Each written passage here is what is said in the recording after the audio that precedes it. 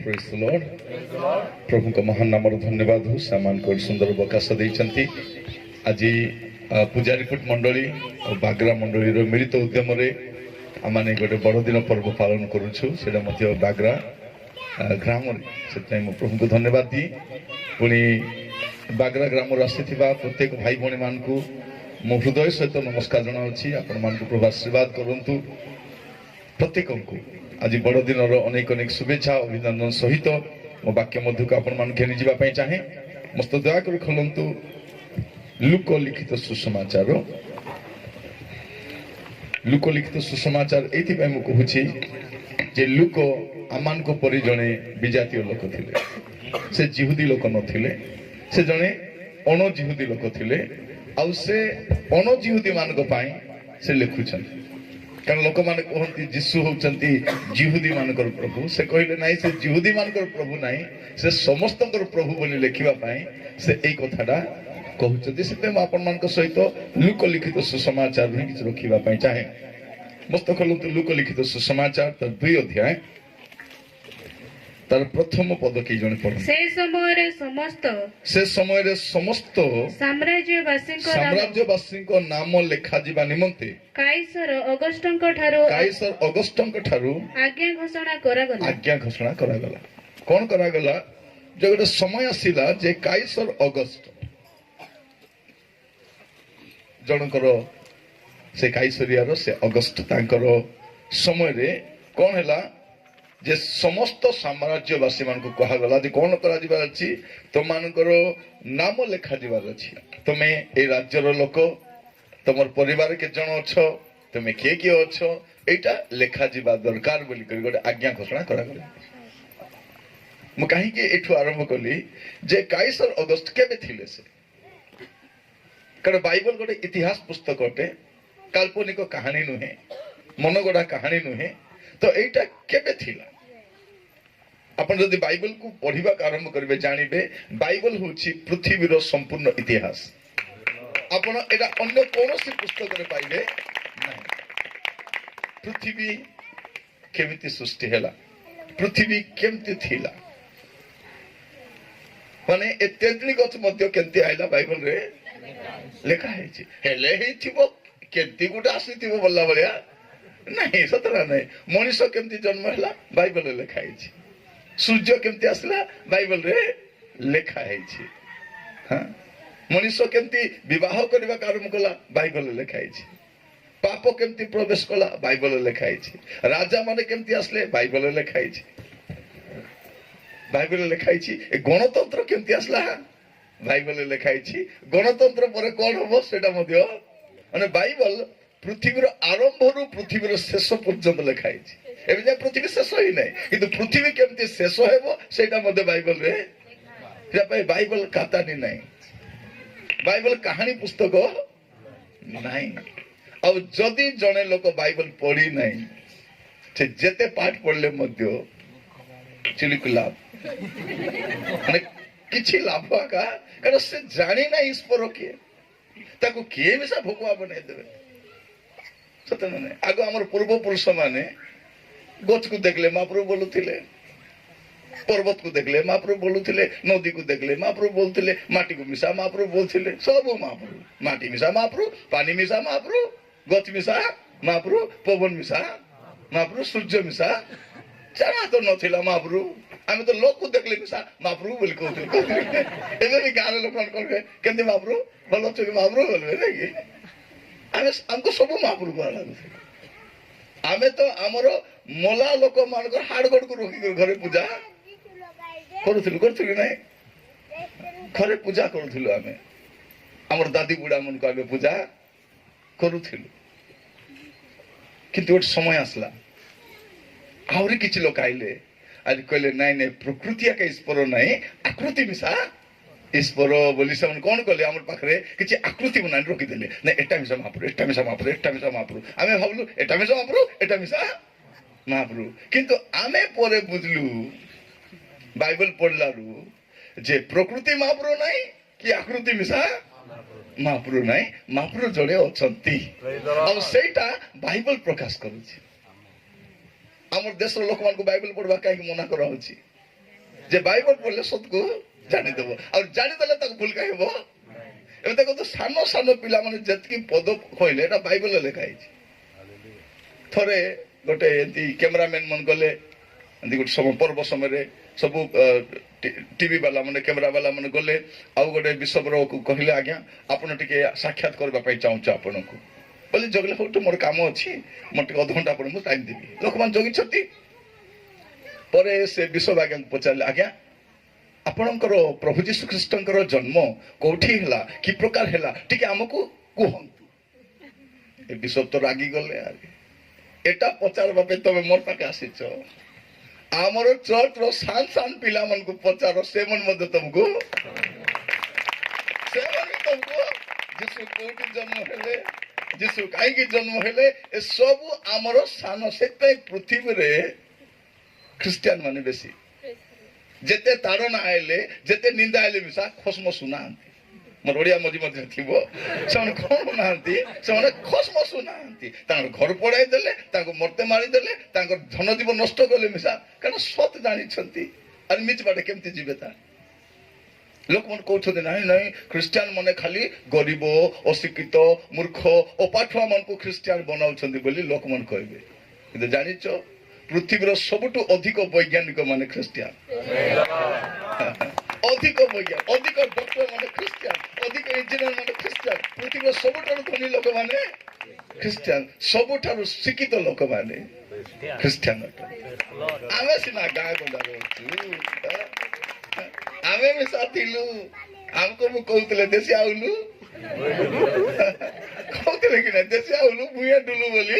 ଏବେ ଆମର ଘରେ ଆସ ଭୁଇଁଆ ଡୁଲୁ নুনি ସତ କି ନାଇଁ ମସ୍ତ ଗଦି ଆଇଲେ କମଲ ମନ ଦେଖିଲେ ମଞ୍ଚି ଯିବେ ସତ କି ନାଇଁ। ସେ କମଲ ମନକୁ ଦେଖି ଆମର ଘର ସୀତା ସୁତିବ ଆମର ଘରେ ଏତେ ସୁନ୍ଦର ସତ ନା ନାଇଁ। ଆମର ଥାଲି କି ନାମ ଦେଖବ କେମିତି ମାଜି ଥାଉଛୁ ଚକଚକି ଯାଉଛୁ ସତକି ଡେକ୍ସି ପତ୍ର। ଆମେ ପ୍ରଭୁଙ୍କୁ ନ ଜାଣିଲା ବେଳେ ଆମେ ବି ସେମିତି ଥିଲୁ। ଆମର ପିଲା ଘରେ ମୁତି ଦେଲେ କେମିତି କରୁଥିଲୁ ଗଡେ ସରାଇ ଦଉଥିଲୁ ଗଡେ ଆକାରେ ଆମକୁ ପଚା କନା ଦରକାର ଗଡେ ଆକା ହାଗି ଦେଲେ ବି ଏ ହାତଟା ବି ଫିଙ୍ଗିଦବା ପାଣି ଟିକେ ପକେଇ ଏମିତି ଗଲା ଛିଡିଗଲା କଥା ସତକି ନାଇଁ। ଆମର ଖାଦିକୁ ମାଛିଆରେ ମିଶିକରି ଏବେ ଆମର ଘରେ ଗୋଟେ ମାଛି ମିଶା ଦୁଷବ କାହିଁକି ଆମର ମନ ପରିବର୍ତ୍ତନ ହେଲା ଆମର ଘର ମିଶା ପରିବର୍ତ୍ତନ ହେଇଯାଏ। ଲୋକମାନେ ଭାବୁଛନ୍ତି କଣ ଏମାନଙ୍କୁ ଖ୍ରୀଷ୍ଟିଆନ ହେଲାରୁ କେ ଡାବୁ କାଶୁ ଦେଇଥିବ କେ ଡାବୁ କାଶୁ ଦେଇନାହାନ୍ତି। ମଦ ପିଇବାଟା ଛାଡିଲୁ ଜୁଆ ଖେଳବାଟା ଛାଡିଲୁ ପୁଡିଆ ଖାଇବାଟା ଛାଡିଲୁ ଖଇନି ଖାଇବାଟା ଛାଡିଲୁ ସମସ୍ତେ କୁଲିବତି କରୁଛୁ ଆରାମରେ ଡାବୁ କମାଉଛୁ ଶାନ୍ତିରେ ଅଛୁ। କେ ଡାବୁ ଦେବ ଆମକୁ ଆମକୁ ତ ପ୍ରଭୁ ଦେଲାଟା ଖାଇ ଜିରାଇ ପାରୁନୁ ଆଉ ଉବକା ଡାବୁ ଆମକୁ କିଣ ତ ଆମକୁ କେହି ପଇସା ପତ୍ର ଦେଇ ଖ୍ରୀଷ୍ଟିଆନ କରିନାହାନ୍ତି। ମୁଁ କାହିଁକି କଥା କହୁଛି ଆପଣ ମାନେ ବି ଭାବନ୍ତୁ ନାହିଁ ଯେ ଏତେ ଖ୍ରୀଷ୍ଟିଆନ କରିବାକୁ ଆସିଛୁ ବୋଲି। ଆମେ ଆପଣଙ୍କୁ ଯୀଶୁଙ୍କର କଥା କହିବାକୁ ଆସିଛୁ। ଆମେ କେବେ ବି ଚାହୁଁନୁ ଯେ ଭାରତ ଗୋଟେ ଖ୍ରୀଷ୍ଟିଆନ ଦେଶ ହଉ ବୋଲି। ଆମେ ଏତିକି ଚାହୁଁଛୁ ପ୍ରତ୍ୟେକ ଭାରତୀୟ ମାନେ ଯୀଶୁଙ୍କ ଥରେ ଜାଣନ୍ତୁ ଗ୍ରହଣ କରନ୍ତୁ କି ନ କରନ୍ତୁ ତାଙ୍କ କଥା।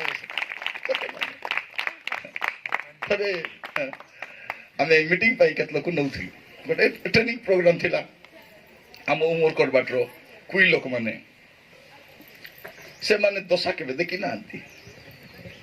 ହର ବର ହେଇକରି ଉମରକୋଟରୁ ଆସିଲେ ବିଜୟନଗରମ ବୁଲିଲା ପରେ ମୁଁ ମନ ସବୁ ଶୁଖି ଯାଇଛି ଦେଖି ଜାଣିଲି ଆହା କାନିକର ମେ ଭୁକେ ଶସେ ଆସିଛନ୍ତି ଖାଆନ୍ତୁ ବୋଲି ଟ୍ରେନରେ ବସୁ ବସୁ ସମସ୍ତ ପାଇଁ ଦୋସା ମଗାଇଲି। ସେ ସମୟ ମୋର ଭାଇ ସେଠି ଥିଲା ମୁଁ କହିଲି ଭଲ ସ୍ପେଶାଲ ଦୋସା ଗୋଟେ ଗୋଟେ ଦୋସା 75 ଟଙ୍କା ଲାଗା 75 ମସ୍ତ କରି ବନେଇଦେଲୁ 15 ଲୋକକୁ ଗୋଟେ ଗୋଟେ ଦେଲୁ।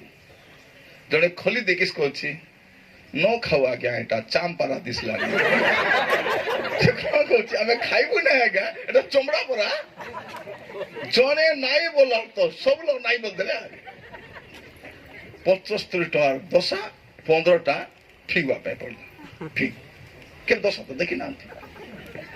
ପରେ କେମିତି କରବାର ହୁଏ ଏମାନଙ୍କୁ ରାତିରେ ଟିକେ ଏମାନଙ୍କୁ ଟିକେ ଭେଜ ବିରିୟାନୀ ମାଗିଦେବା ଟ୍ରେନରେ କିଛିଟା ମିଳିବ ତା ଭେଜ ବିରିୟାନୀ ମାଗିଦେଲୁ 15ଟା।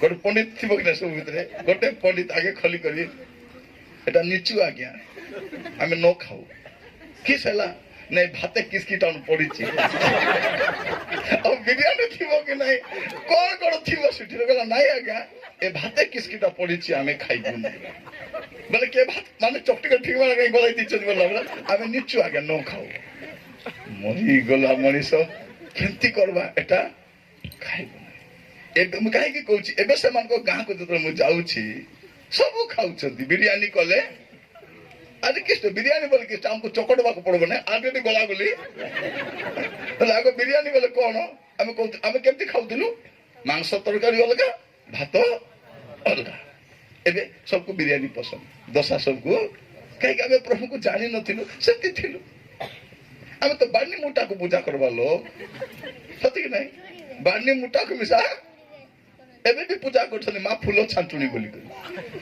ମୁଁ ଦେଖି କାଲେ ବୁଆ ଏ ଫୁଲ ଝାଡୁ ମିଶା ମହାପ୍ରଭୁ ନାଇଁ ଆମର ଅଜ୍ଞତାର ଗୋଟେ ସୀମା ଥିବା ଦରକାର ସତିକି ନାଇଁ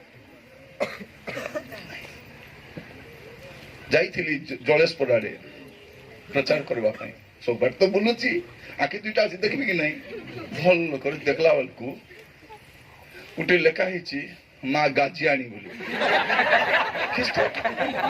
ନାଇଁ ନାଇଁ ନାଇଁ ମା ଗାଜିଆଣୀ ମୁଁ କେମିତି ମା ଏଟା ଚିନ୍ତା করে ମୋ ଟ୍ରେନ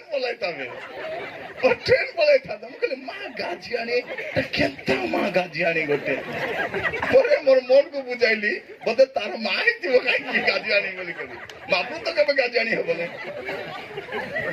ନାଇଁ ହସୁଛୁ ଆମେ ଆମର ଲୋକ ଅଜ୍ଞତା ସକାଶେ ଦେଖନ୍ତୁ ଦୀର୍ଘ 2000 ବର୍ଷ ହେଲା ଜଗତର ତ୍ରାଣକର୍ତ୍ତା ଜଗତକୁ ଆସିଛନ୍ତି ଏବେ ପର୍ଯ୍ୟନ୍ତ ଆମେ ଜାଣିନୁ ଡକ୍ଟର ମାନେ ଜାଣି ନାହାନ୍ତି ଇଞ୍ଜିନିୟର ମାନେ ଜାଣି ନାହାନ୍ତି ବଡ ବଡ ଟିଚର ମାନେ ଜାଣି ନାହାନ୍ତି ପ୍ରଫେସର ମାନେ ଜାଣି ନାହାନ୍ତି ବଡ ବଡ ଧନୀ ଏବେ ଯେ ପ୍ରଭୁ କିଏ ଜାଣି ଏଟା ଆମର ଦୁଃଖ ଏଟା ଦୁଃଖ କଣ ଲେଖାଯାଉଛି କାଇସର ଅଗଷ୍ଟ ବୋଲି ଜଣେ ଥିଲେ ତାଙ୍କର ସମୟରେ ପ୍ରଥମ ଥର ପାଇଁ ନାମ ଲେଖାଯାଉଛି ଏ କାଇସର ଅଗଷ୍ଟ କେବେ ଥିଲେ ଯୀଶୁଙ୍କର ଜନ୍ମର 31 ବର୍ଷ ପୂର୍ବରୁ ଆଉ ଯୀଶୁଙ୍କର ଜନ୍ମର 14 ବର୍ଷ ପର୍ଯ୍ୟନ୍ତ ସେ ଥିଲେ ତାମାନେ କଣ ସେ BC 31 ରୁ AD 14 ପର୍ଯ୍ୟନ୍ତ ଏ ଥିଲେ ମୁଁ କାହିଁକି କହୁଛି ବାଇବଲ ହଉଛି ଗୋଟେ ଅଥେଣ୍ଟିକ ବହି ଗୋଟେ ପ୍ରମାଣ ସିଦ୍ଧ ଥିବା ପୁସ୍ତକ ତାପରେ ଆପଣ ଦୁଇ ପଦକ ଆସନ୍ତୁ ସୂର୍ଯ୍ୟର ଶାସନକର୍ତ୍ତା କିରିନିୟଙ୍କ ସମୟରେ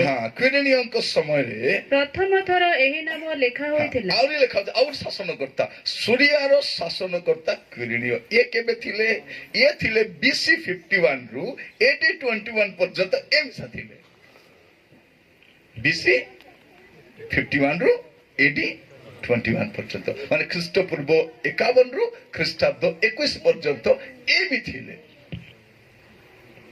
ମାନେ ଯୀଶୁ ଯେମିତି କାଳ୍ପନିକ ନୁହନ୍ତି ଯୀଶୁଙ୍କ ସମୟରେ ଥିବା ଲୋକମାନେ ମିଶା କାଳ୍ପନିକ ନୁହନ୍ତି ହେ ଦେପୁନି ସେ ଦେପୁନି ଯୀଶୁ ଆସିଥିଲେ ପୁନି ଆରି ପୁନି ହେ ଦେପୁନି ସେ ଦେପୁନି ପୁନି କଥା ନାହିଁ ପୁନି କଥା ନାହିଁ প্রিয় ভাই ভনী মানে ମୁଁ କହିବା ପାଇଁ ଚାହେଁ ପ୍ରଭୁ ଯୀଶୁ ଖ୍ରୀଷ୍ଟଙ୍କର ଜନ୍ମ ସେ ସମୟ ତାପରେ କଣ ଲେଖା ଯାଉଛି 3 ପଦ 4 ପଦ ସେଥି ନିମନ୍ତେ ସମସ୍ତେ ନାମ ଲେଖାଇବା ପାଇଁ ଆପଣ ଆପଣ ନଗରକୁ ଯାଉଥିଲେ ପୁଣି ଯୋସେଫ ମଧ୍ୟ ନାମ ଲେଖାଇବା ନିମନ୍ତେ ମରିୟମଙ୍କ ସହିତ ଗାଲିଲୀର ନାଜରିତ ନଗରକୁ ଯେହୁଦା ପ୍ରଦେଶର ବେଥଲେହେମ ନାମକ ଦାଉଦଙ୍କ ନଗରକୁ ଗଲେ କାରଣ ସେ ଦାଉଦଙ୍କ ବଂଶ ଓ ଗୋଷ୍ଠୀର ଲୋକ ଥିଲେ ତାପରେ କଣ ଲେଖା ଯାଉଛି ନାମ ଲେଖାଇବା ଯୋସେଫ ଯାଉଛନ୍ତି ତାଙ୍କର ଗାଁକୁ କାହାକୁ ନେଇକି ଯାଉଛନ୍ତି ମରିୟମକୁ ନେଇକି ଯାଉଛନ୍ତି ଏଟା ଆମେ ଜାଣିଛୁ ଯୋସେଫ ମରିୟମର କଥା ପ୍ରଥମରେ ଦୂତ ଆସି କାହାକୁ କହୁଛନ୍ତି ମରିୟମକୁ କହୁଛନ୍ତି ମରିୟମକୁ କଣ ବୋଲି କହୁଛନ୍ତି ଆଗ ଅନୁଗ୍ରହ ପାତ୍ରୀ ତୁମର ମଙ୍ଗଳ ହଉ ପ୍ରଭୁ ତୁମର ସହବର୍ତ୍ତୀ ତୁମେ ଗୋଟେ ସନ୍ତାନ ପ୍ରସବ କରିବା ପାଇଁ ପୁତ୍ର ପ୍ରସବ କରିବା ସେ କାବାହି କହୁଛି ଏତେ ଷ୍ଟୋରି କହିଦେଲ ଦୂତ ମହାଶୟ ମାତ୍ର ମୁଇଁ ତ ପୁରୁଷକୁ ଆଗା ଜାଣି ନାହିଁ ଏଟା କେମିତି ହେବ ବୋଲା ଦୂତ ମିଶା ବୁଝାଇ ପାରୁ ନାହିଁ କେମିତି ହେବ ସେ ଖାଲି କହୁଛନ୍ତି ଗୋଟେ କଥା ତମର ରିଲେଟିଭ बोले किस बोल ओडिया भाषा रे तुम लोक बाक लगबे कि नहीं एलिजाबेथ जिखरियो से एलिजाबेथ नहीं कि एबे 6 मास पेटे होती हैं के एलिजाबेथ से तो डोकरीटा से तो बंधियाटा ସେଟା ପାଇଁ କହୁଛି ଯାଇକ ଟିକେ ଦେଖ। ସୁନ୍ଦର ଲେଖାଯାଉଛି, ଆପଣ ଦେଖନ୍ତୁ। ଲୁକ ତାର 1 ପର୍ବ ତାର 34, 35, 36, 37। କିନ୍ତୁ ମରିୟମ ଦୂତଙ୍କୁ କହିଲେ, କିନ୍ତୁ ମରିୟମ ଦୂତଙ୍କୁ କହିଲେ, ଏହା କିପରି ହେବ? ଏହା କିପରି ହେବ? ମୁଁ ତ ପୁରୁଷକୁ ଜାଣେ ନାହିଁ। ପୁରୁଷକୁ ଆମେ କେମିତି ଜନ୍ମ ହେଇଛୁ? ବାପା ମାର ସମ୍ପର୍କରେ ଆମେ ଜନ୍ମ ହେଇଛୁ। ଏଠି ସେ କହୁଛନ୍ତି କିଛି ସମ୍ପର୍କ ନାହିଁ, ତମେ ପିଲା ପାଇବ। ତାର ଆଗରୁ 4-5 ଜଣ ପାଇଥିଲେ ବୋଲେ ସେ କହିଥାନ୍ତା, ଓ ସେ ନାନୀ ପାଇଥିଲା, ସେ ଆତା ପାଇଥିଲା, ସେ ବଡମା ପାଇଥିଲା, ସେ ଗାଁରେ ଗୋଟେ ପାଇଥିଲେ, ଏବେ ମୁଇଁ ମିଶା ଗୋଟେ ପିଲା ପାଇବି ବୋଲି ଭାବିଥାନ୍ତା। ସେମିତି ତ ହେ ନାହିଁ, କାଲି ଯୁগে କେବେ ହେ ନାହିଁ। ଏଟା ପ୍ରଥମ ଥର ଆଉ ଶେଷ ଥର ଘଟୁଛି। ଆଉ ସେଟା ମରିୟମକୁ ଗୋଟେ ଗାଁର ଗୋଟେ ଝିଅକୁ ଆସି କହୁଛନ୍ତି, ଦୂତ ତୁମେ ଅନୁଗ୍ରହ ପାଇଛ, ତୁମେ କଣ କରିବ? ତୁମେ ପୁତ୍ର ପ୍ରସବ କରିବାକୁ ଚାହୁଁଛ। ସେ କହିଲେ ଏଟା କେମିତି ହେବ? ମୁଇଁ ତ ପୁରୁଷକୁ ଜାଣି ନାହିଁ। ତାପରେ ସେ କଣ କହୁଛନ୍ତି? ଦୂତ ତାଙ୍କୁ ଉତ୍ତର ଦେଲେ, ଦୂତ, ହଁ ଭୂତ ନାହିଁ। ଆମ ଦେଶ ଭୂତକୁ ମାନୁଛନ୍ତି। ଭୂତକୁ ଭୂତ ମାନେ ଆସିକି କହିଲେ ଲୋକ, କିନ୍ତୁ ଦୂତ ଆସି ତାଙ୍କୁ କଣ ବୋଲି କହୁଛନ୍ତି କହିଲେ, ପବିତ୍ର ଆତ୍ମା ତୁମ ଉପରେ ଅବତରଣ କରିବେ, ଓ ପରାତ୍ପର ଶକ୍ତି ତୁମକୁ ଆବରିବ। ଏଣୁ ଯେ ଜାତ ହେବେ ସେ ଈଶ୍ୱରଙ୍କ ପୁତ୍ର ବୋଲି ଖ୍ୟାତ ହେବେ। ଏତିକି କହିଲା ପରେ କଣ ବୋଲି କହୁଛନ୍ତି? ପୁଣି ଦେଖ ତୁମର ଆତ୍ମୀୟ ଏଲିସାବେଥ ମଧ୍ୟ ବୃଦ୍ଧା ବୟସରେ ହଁ। ଗୋଟେ ପୁତ୍ର ଗର୍ଭରେ ଧାରଣ କରିଅଛନ୍ତି, ହଁ। ଯେ ବନ୍ଧ୍ୟା ବୋଲି ଖ୍ୟାତ। ହଁ। ତାଙ୍କର ଏବେ 6 ମାସ ହେଲାଣି। 6 ମାସ ହେଲାଣି। 6 ମାସ ହେଲାଣି। ତାପରେ କାରଣ ଈଶ୍ୱରଙ୍କ ଠାରୁ ନିର୍ଗତ ହଁ। କୌଣସି ବାକ୍ୟ ଶକ୍ତିହୀନ ହେବ ନାହିଁ। ଈଶ୍ୱର ଯୋଉଟା କହିଥିବେ ସେଟା ହେବାଟା ହେବ। ଈଶ୍ୱର ବୋଲି ଈଶ୍ୱର ପାର୍ବତୀ ନାହିଁ। ଈଶ୍ୱର ସେପଟେ ପଳେଇବ। ତବେ ଈଶ୍ୱର ଜଣେ ସତ୍ୟ ଈଶ୍ୱର ଅଛନ୍ତି। ଆଉ ଈଶ୍ୱରଙ୍କର ମୁଖରୁ ନିର୍ଗତ କୌଣସି ବାକ୍ୟ କଣ ହବ ନାହିଁ? ଶକ୍ତିହୀନ ହେବ ନାହିଁ। ତାପରେ କଣ ଲେଖା ଯାଉଛି? ଏଥିରେ ମରିୟମ କହିଲେ, ମରିୟମ ବେଶୀ ବୁଝି ପାରୁନାହାନ୍ତି ଏଟା କିଟା କହୁଛନ୍ତି।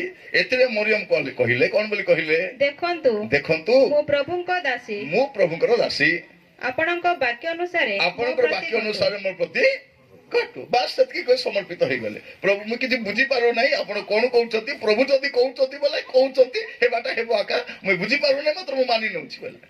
ତାରପରେ ଦୂତ କାର୍ଡ ପାଖକୁ ଆସିଲେ। ଆପଣ ଯଦି ଦେଖିବେ ମାଥ୍ୟୁ ପୁସ୍ତକ ଖୋଲନ୍ତୁ, ତାର 1 ପର୍ବ, ମାଥ୍ୟୁ ପ୍ରଥମ ଅଧ୍ୟାୟ। ମାଥ୍ୟୁରେ ବି ଯୀଶୁଙ୍କର ଜନ୍ମ ବିଷୟରେ ଲେଖାଯାଉଛି। 1 ପର୍ବ ତାର ଆପଣ 18 ପଦରୁ ପଢି ଯୀଶୁ ଖ୍ରୀଷ୍ଟଙ୍କ ଜନ୍ମ ଏହି ପ୍ରକାର ହେଲା। ଯୀଶୁ ଖ୍ରୀଷ୍ଟଙ୍କର ଜନ୍ମ ଏହି ପ୍ରକାର ହେଲା। ତାହାଙ୍କ ମାତା ମରିୟମଙ୍କର ଯୋସେଫଙ୍କ ସହିତ ବିବାହ ନିର୍ବନ୍ଧ ହେଲା ପରେ କଣ ହେଇଥିଲା? ବିବାହ ନିର୍ବନ୍ଧ ହେଇଥିଲା। ବିବାହ ନିର୍ବନ୍ଧ ହେବା ପରେ ସେମାନଙ୍କର ସହବାସ ପୂର୍ବେ ସେମାନେ ସମ୍ପର୍କ ରଖିବା ପୂର୍ବେ ସେ ପବିତ୍ର ଆତ୍ମାଙ୍କ କର୍ତ୍ତୃକ ଗର୍ଭବତୀ ହୋଇଅଛନ୍ତି ବୋଲି ଜଣା ପଡ଼ିଲା। ଏଥିରେ ତାଙ୍କ ସ୍ୱାମୀ ଯୋସେଫ ଧାର୍ମିକ ଥିବାରୁ ଏବଂ ତାଙ୍କ ପ୍ରକାଶରେ ନିନ୍ଦାର ପାତ୍ର କରିବାକୁ ଇଚ୍ଛା ନ କରିବାରୁ ଗୋପନରେ ତାଙ୍କୁ ପରିତ୍ୟାଗ କରିବାକୁ ସ୍ଥିର କଲେ। କିନ୍ତୁ ସେ ଏହା ମନସ୍ଥ କଲା ପରେ ଦେଖ, ପ୍ରଭୁଙ୍କର ଜଣେ ଦୂତ ସ୍ୱପ୍ନରେ ତାଙ୍କୁ ଦର୍ଶନ ଦେଇ କହିଲେ, ହେ ଦାଉଦଙ୍କ ସନ୍ତାନ ଯୋସେଫ, ତୁମ୍ଭର ଭାର୍ଯ୍ୟା ମରିୟମକୁ ଗ୍ରହଣ କରିବାକୁ ଭୟ କର ନାହିଁ, କାରଣ ତାଙ୍କର ଗର୍ଭ ପବିତ୍ର ଆତ୍ମାଙ୍କ କର୍ତ୍ତୃକ ହୋଇଅଛି। ସେ ପୁତ୍ର ପ୍ରସବ କରିବେ, ଆଉ ତୁମ୍ଭେ ତାହାଙ୍କ ନାମ ଯୀଶୁ ଦେବ, କାରଣ ସେ ଆପଣାର ଲୋକଙ୍କୁ ସେମାନଙ୍କର ସମସ୍ତ ପାପରୁ ପରିତ୍ରାଣ କରିବେ। ଭାବବାଦୀଙ୍କ ଦ୍ୱାରା ପ୍ରଭୁଙ୍କ ଉକ୍ତ ଏହି ବାକ୍ୟ ଯେପରି ସଫଳ ହୁଏ, ଏଥି ନିମନ୍ତେ ଏ ସମସ୍ତ ଘଟିଲା। ଦେଖ, ଜଣେ କନ୍ୟା ଗର୍ଭବତୀ ହୋଇ ପୁତ୍ର ପ୍ରସବ କରିବେ, ଆଉ ଲୋକେ ତାହାଙ୍କ ନାମ ଇମାନୁଏଲ ଦେବେ। ଏହି ନାମର ଅର୍ଥ ଆମ୍ଭମାନଙ୍କ ସହିତ ଈଶ୍ୱର। ଏଥିରେ ଯୋସେଫ ନିଦ୍ରାରୁ ଉଠି ପ୍ରଭୁଙ୍କ ଦୂତ ତାଙ୍କୁ ଯେପରି ଆଜ୍ଞା ଦେଇଥିଲେ ସେହିପରି କଲେ ଓ ନିଜ ଭାର୍ଯ୍ୟାଙ୍କୁ ଗ୍ରହଣ କଲେ। ମୁଁ କାହିଁକି ଏଟା ପଢବା ପାଇଁ କହିଲି? ବେଶ ଲୋକ ପାଠ ପଢିନୁ, ପାଠ ନ ପଢିଲେ କଣ ହବ? ଲୋକମାନେ ପାଠ ପଢାଇବେ। ସେଥିପାଇଁ ଲୋକମାନେ ଆପଣଙ୍କୁ ପାଠ ନ ପଢାନ୍ତୁ ବୋଲି ଯୋଉଟା ଲେଖା ହେଇଛି ମୁଁ କହୁଛି। କାହିଁକି ଆମେ ଲେଖା ଥିଲା କଥା କହୁଛୁ, ଆଉ ଲେଖା ଥିଲା ମହାପ୍ରଭୁକୁ ମାନୁଛୁ। ଆଗେ ଲେଖା ନହେଲା ଭଳିଆ ଥିଲୁ ଆମେ। ଆମର ଜୀବନ ବି ଲେଖା ନହେଲା ପରା ଥିଲା। ଆମର ଜୀବନ ମଧ୍ୟ କେମିତି ଗୋଟେ ପ୍ରକାର ଜୀବନ ଆମେ କାଟୁଥିଲୁ। କିନ୍ତୁ ଏଇଠି ଲେଖା ଯାଉଛି ଯୀଶୁଙ୍କର ଜନ୍ମ କି ପ୍ରକାର ହେଲା। ତ ଦୂତ ଆସିକରି ମରିୟମ ସହିତ କଥା ହେଲେ। ମରିୟମ ଏପଟେ କଥା ହେଲା ପରେ ସେ ପବିତ୍ର ଆତ୍ମାଙ୍କର ଗର୍ଭଧାରଣରେ ତାଙ୍କୁ ମଧ୍ୟ କଣ ହେଲାଣି? ଗର୍ଭବତୀ ହେଇଛନ୍ତି। ଏ କଥା କାହାକୁ ଜଣା ପଡିଲା? ଯୋସେଫକୁ ଜଣା। ଯୋସେଫ ତ ଭେମରି ହେଇଗଲା। ଆକୁ ଧାର୍ମିକ ବୋଲି କହୁଥିଲେ, ପ୍ରାର୍ଥନାଶୀଳ ଜୀବନ ବୋଲି କହୁଥିଲେ, ଏବେ ପେଟେ ହେଇଯାଇଛି। ଯଦି କାହାକୁ କହିଦେଲା ବୋଲେ ପଥର ଫୋପାଡ଼ି, କାରଣ ସେଇ ସମୟରେ ବ୍ୟବସ୍ଥା ଯୁଗରେ କେମିତି ଥିଲା, ଯଦି ବିବାହ ପୂର୍ବରୁ କୌଣସି କନ୍ୟା ଗର୍ଭବତୀ ହେବ ତାକୁ ପଥର ଫୋପାଡ଼ି, କିନ୍ତୁ ଏ ଧାର୍ମିକ ଲୋକ ସେ ତ କରିପାରିବ ନାହିଁ। ତ ମନେ ମନେ ଭାବୁଛି କେମିତି କରି ଆକୁ ମୁଇଁ ଛାଡ଼ିବି। ସେତେବେଳେ ଦୂତ ଆସି କଥା ହଉଛନ୍ତି, ହେ ଦାଉଦଙ୍କ ସନ୍ତାନ ଯୋସେଫ, ତୁମେ ଭୟ କର ନାଇଁ, କାହିଁକି ମରିୟମ ପାପ ଦ୍ୱାରା ନୁହେଁ ପବିତ୍ର ଆତ୍ମାଙ୍କ ଦ୍ୱାରା ଗର୍ଭଧାରଣ କରାଯାଇଛନ୍ତି। ଏଇଟା କହିଲା ପରେ ଯୋସେଫର ପ୍ରାଣରେ ପ୍ରାଣ ଆସିଲା। Okay, very good. ସେ ଗ୍ରହଣ କଲେ, ଆଉ ଗ୍ରହଣ କଲା ପରେ ବି 2 ଜଣ ମିଶିକରି କୋଉଠିକି ଯାଉଛନ୍ତି? ତାଙ୍କର ଜାଗାକୁ ଯାଉଛନ୍ତି। କଣ ପାଇଁ? ନାମ ଲେଖାଇବା ପାଇଁ। କାହିଁକି ନାମ ଲେଖାଇବାର ଅଛି? ପୃଥିବୀରେ ପ୍ରଥମ ଥର ଜନଗଣନା ହେଇଥିଲା। ସେଠି ପୃଥିବୀରେ ପ୍ରଥମ ଥର ଜନଗଣନା। କାହିଁକି ଜନଗଣନା ହେବାର ଅଛି? ଏବେ ବି ଜନଗଣନା ହେବାର ଥିଲା, ହେଇନାହିଁ। ସରକାର ଟିକେ ବ୍ୟସ୍ତ ଥିଲେ, କାହିଁକି କରିନାହାନ୍ତି? କାରଣ ବିରୋଧୀ ଦଳ ମାନେ କହୁଛନ୍ତି ନାଇଁ ଏଇଟା ମଧ୍ୟ ଥର ଗଣନା କରାଯାଉ। ସେମାନେ ଭେମରି ହେଇକରି କରିନାହାନ୍ତି। ଆସନ୍ତା ଥର ଆମର ବି ଜନଗଣନା ହବ। ଜନଗଣନା କଣ ହବ? ଆପଣଙ୍କର ନାଁ, ଆପଣଙ୍କ ସ୍ୱାମୀର ନାଁ, ଆପଣଙ୍କ ଘର, ଆପଣଙ୍କ ପରିବାର, ଆପଣଙ୍କ ସବୁ A to Z ଲେଖା ହେଇଥିବ। ଆମର ଲେଖା ହେଇଛି। ଭାରତ ସରକାର ପାଖରେ ଆମର ସବୁ ଡାଟା ଅଛି, ସବୁ ଅଛି। ସେମିତି ପ୍ରଥମ ଥର ପାଇଁ ଏଟା ହେଲା। କାହିଁକି ଏଟା ହେଲା? ଯେ ବାଇବଲର ପ୍ରଭୁ ଚାହିଁଲେ ଯେ ଯୀଶୁଙ୍କର ଜଗତକୁ ଆଗମନ ବିଷୟଟା ରେକର୍ଡେଡ ହେବା ଦରକାର। ଏବେ ଆମର ଦେଶରେ ପଚାର କାହା କହିଲେ ତମ ମହାପ୍ରଭୁ ବିଷୟରେ କୁହ ବୋଲେ କିଛି କହିପାରିବେନି। ଠେଙ୍ଗା ବାଡ଼ି ଧରି ବାହାରିବେ ମଦ ପି ଗଞ୍ଜେଇ ଖାଇକରି, କାରଣ କହିବା ପାଇଁ କିଛି ନାଇଁ। ଆମର ପାଖରେ କହିବାକୁ ଅଛି ମାତ୍ର ଆମେ କହୁନୁ। ତାକୁ କହିବାକୁ ନାହିଁ ମାତ୍ର ବେଶୀ କଥା ହଉଛନ୍ତି ସେମାନେ। ପ୍ରିୟ ଭାଇ ଭଉଣୀ ମାନେ, ଆମର ଦେଶର ଦୁର୍ଭାଗ୍ୟ, ଆମର ବିଡମ୍ବନା ଏଇଟା ଯେ ଆମର ଲୋକମାନେ ଯେ ଈଶ୍ୱର ନାହାନ୍ତି ତାଙ୍କୁ ବି ଈଶ୍ୱର ବୋଲି ମାନୁଛନ୍ତି, କିନ୍ତୁ ବାସ୍ତବରେ ଯେ ଈଶ୍ୱର ତାଙ୍କୁ ଗ୍ରହଣ କରିବା ପାଇଁ ନାସ୍ତି କରୁଛନ୍ତି। ମୁଁ ପୁଣି ଥରେ କହିବା ପାଇଁ ଚାହେଁ, ଖ୍ରୀଷ୍ଟିଆନ ମାନେ କେବେ ବି ଧର୍ମ ପରିବର୍ତ୍ତନ କରନ୍ତି ନାହିଁ। ମୋର ଜାଣିବା ଅନୁସାରେ ମୁଁ 35 ବର୍ଷ ହେଲା ପ୍ରଚାର କରି ଆସେ। 35 years ହେଲା ମୁଁ ପ୍ରଚାର କରୁଛି। ଆଜି ପର୍ଯ୍ୟନ୍ତ ମୁଁ କେବେ ବି କାହାକୁ ଧର୍ମ ପରିବର୍ତ୍ତନ କରୁ ବୋଲି କହିନି। କାରଣ ମୁଁ ଜାଣିଛି କୋଉ ଧର୍ମରେ ବି ମୁକ୍ତି ନାହିଁ। ଆଉ ଯୀଶୁ ଖ୍ରୀଷ୍ଟିଆନ ଧର୍ମର ନାହିଁ। ଯୀଶୁ ମହାପ୍ରଭୁ ସବୁର ପାଇଁ ମହାପ୍ରଭୁ। ଆଜିର ମେସେଜ ହଉଛି ସମସ୍ତଙ୍କ ପାଇଁ ଯୀଶୁ ସମସ୍ତଙ୍କ ପାଇଁ, ଖାଲି ଆମର ପାଇଁ ନାହିଁ, ସବୁ ଲୋକ ପାଇଁ। ସେ ଗଦବା ପର୍ଜା, ଛଡିଆ ପର୍ଜା, ସେ କୁଇ ଲୋକ ହୁଅନ୍ତୁ, ସେ ଆମେରିକା ହୁଅନ୍ତୁ, ଇଂଲଣ୍ଡ ହୁଅନ୍ତୁ, ଦେଶିଆ ହୁଅନ୍ତୁ, ପର୍ଜା ହୁଅନ୍ତୁ, ଯେ ହୁଅନ୍ତୁ, ଯଦି ମଣିଷ ଭାବରେ ଜନ୍ମ ହୋଇଛନ୍ତି ସମସ୍ତଙ୍କ ପାଇଁ ଯୀଶୁ ଦରକାର। ସମସ୍ତଙ୍କ ଯୀଶୁ ଦରକାର। ପ୍ରିୟ ଭାଇ ଭଉଣୀ ମାନେ, ପ୍ରଭୁ ଆମମାନଙ୍କୁ ସୁଯୋଗ ଦେଇଛନ୍ତି ଆପଣ ସହିତ କଥା ହେବା ପାଇଁ। ତ ପ୍ରଭୁ ଯୀଶୁ ଖ୍ରୀଷ୍ଟଙ୍କର ଜନ୍ମ କଣ ହେବାର ଥିଲା? ଲିପିବଦ୍ଧ ହେବାର ଥିଲା। ଆଉ ଦେଖନ୍ତୁ, ଯୀଶୁଙ୍କର ଜନ୍ମ ବି ରେକର୍ଡ ହେଇଛି, ଯୀଶୁଙ୍କର ମରଣ ବି। ପନ୍ତିଓ ପିଲାତଙ୍କର ଅଧିକାର ସମୟରେ ସେ ଦୁଃଖ ଭୋଗ କଲେ। ପନ୍ତିଓ ପିଲାତ ଗୋଟେ ସମୟରେ ରାଜତ୍ୱ କରୁଥିଲେ, ତାଙ୍କ ସମୟରେ ଯୀଶୁ ଦୁଃଖ ଭୋଗ କଲେ। ଏଇଟା ମଧ୍ୟ ପ୍ରଭୁ ଯୀଶୁ ଖ୍ରୀଷ୍ଟଙ୍କ ଲେଖାଯାଉଛି। ସବୁ ବିଷୟ ଲୁକ 2ଟା ଜନ୍ମ ବିଷୟରେ ଲେଖୁଛନ୍ତି। ଗୋଟେ ହଉଛନ୍ତି ଯୋହନଙ୍କର ଜନ୍ମ, ଆଉ ଗୋଟେ ଯୀଶୁଙ୍କର ଜନ୍ମ। ଆଉ ଏ 2ଟା ଯାକ ଜନ୍ମ ଆଶ୍ଚର୍ଯ୍ୟ ଜନ୍ମ। ସେମିତି କେବେ ଜନ୍ମ ହେଇନାହାନ୍ତି। ଗୋଟେ ବୁଢା ବୁଢୀ ପୁଣି ଗୁଲା ଡକରା ଡକରି, ତାଙ୍କୁ କେବେ ପିଲା ଚିଲା ହେଇନଥିବ, ବନ୍ଧିଆଟା ଥିବ, ତାକେ ପୁଣି ଗୋଟେ ପିଲା ହେବ, ତାର ନା ପୁଣି ଯୌନ। ଭିଡ଼ ଲୋକ ଲେଖିଲେ ଏ କହିଲେ ହେ ଦେ, ଇଏ କହିଲେ ଗୋଟେ ହେଇଯିବ, ଏଟା ଗୋଟେ କଥା। କିନ୍ତୁ ଲୁକ ଲେଖୁଛନ୍ତି, ମୁଁ ଲେଖୁଛି ଗୋଟେ ଡକ୍ଟର ହେଇକରି ଲେଖୁଛି। ମେଡିକାଲ ସାଇନ୍ସ ଯୋଉଟା ପସିବୁଲ ନାହିଁ, ପ୍ରଭୁଙ୍କ ପାଖରେ ସେଇଟା ପସିବୁଲ ଅଛି। ଆହୁରି ମୁଁ ଯୋଉଟା ଲେଖୁଛି ସେ ଉଡା କଥା, ଛିଡା କଥା, ପଡା କଥା ଲେଖୁ ନାହିଁ। ମୁଁ ସବୁ ବିଷୟ ଧାରାବାହିକ ଭାବରେ ଅନୁସନ୍ଧାନ କରି ପୁଙ୍ଖାନୁପୁଙ୍ଖ ଭାବରେ ଷ୍ଟଡି କଲା ପରେ ମୁଁ ଏଇଟା ଲେଖୁଛି ବୋଲି ଲୁକ ପୁସ୍ତକ ଲେଖୁଛନ୍ତି। ଆଉ ସେଠି ଯୀଶୁଙ୍କର ଜନ୍ମର କଥା ଲେଖାଯାଉଛି। ଯୀଶୁଙ୍କର ଜନ୍ମ ରେକର୍ଡେଡ ହେଇଛି। ଦେଖନ୍ତୁ, ଯୀଶୁ ନାଇଁ ବୋଲି କେ କହିପାରିବ ନାହିଁ। ଯୀଶୁ ନାଇଁ ବୋଲି ହିଷ୍ଟ୍ରି ନାହିଁ, ନାଇଁ କି? ଏଡିବିସି ନାହିଁ, ଖ୍ରୀଷ୍ଟାବ୍ଦ ଖ୍ରୀଷ୍ଟ ପୂର୍ବ ଯଦି ନାହିଁ ବୋଲି ଇତିହାସରେ କଣଟା ଥିବ? ଛେନାପୋଡ ପରା ଥିବ, କିଛି ନଥିବ ସେଠି। ଏଟା ଯୀଶୁଙ୍କ ବିନା ଇତିହାସ ଏକା ସେ କୁହାଯାଉଛି ହିଷ୍ଟ୍ରି ଇଜ ହିଜ ଷ୍ଟୋରି ବୋଲି କୁହାଯାଉଛି। ଇତିହାସ କାହାର ଷ୍ଟୋରି? ତାଙ୍କର ଷ୍ଟୋରି। ସେ ଜଗତ କେମିତି ସେ ନିର୍ମାଣ କଲେ। ଯୀଶୁ ମହାପ୍ରଭୁ କେ ଜାଣିଛ? ଯୀଶୁ ମହାପ୍ରଭୁକୁ ସତ ମହାପ୍ରଭୁ ବୋଲି ଆମେ କାହିଁକି ମାନୁଛୁ? ଯେ ଯୀଶୁଙ୍କ ଦ୍ୱାରା ଏକା ପୃଥିବୀ ସୃଷ୍ଟି ହେଇଛି। ଆହୁରି କେ ସୃଷ୍ଟି କରିନାହାନ୍ତି ସୃଷ୍ଟି କରିନାହାନ୍ତି ଆମମାନଙ୍କୁ କାତାନି କହିଲେ ବି ବୋଲୁଛୁ।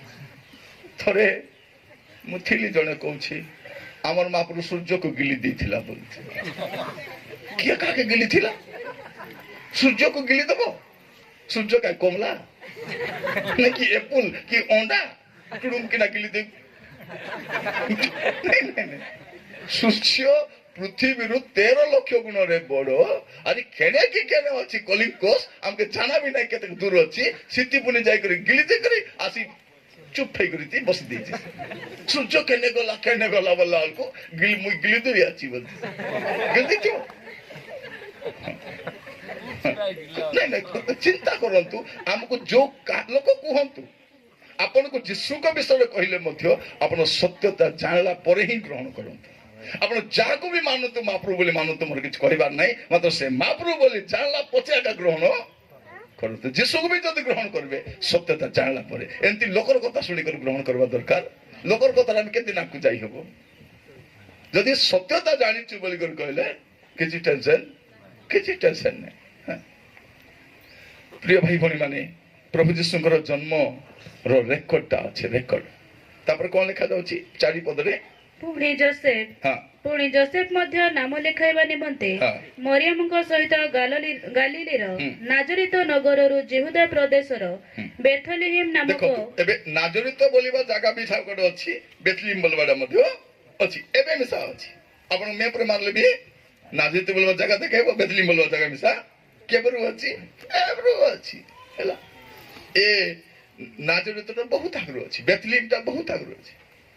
ବେଥଲେହେମ ନାଁଟା ତ ଆମେ ଆଦି ପୁସ୍ତକରେ ମିଶା ବୋଲେ କେତେ ପୁରୁଣା ନାଁଟା ସେଟା ଗୋଟେ।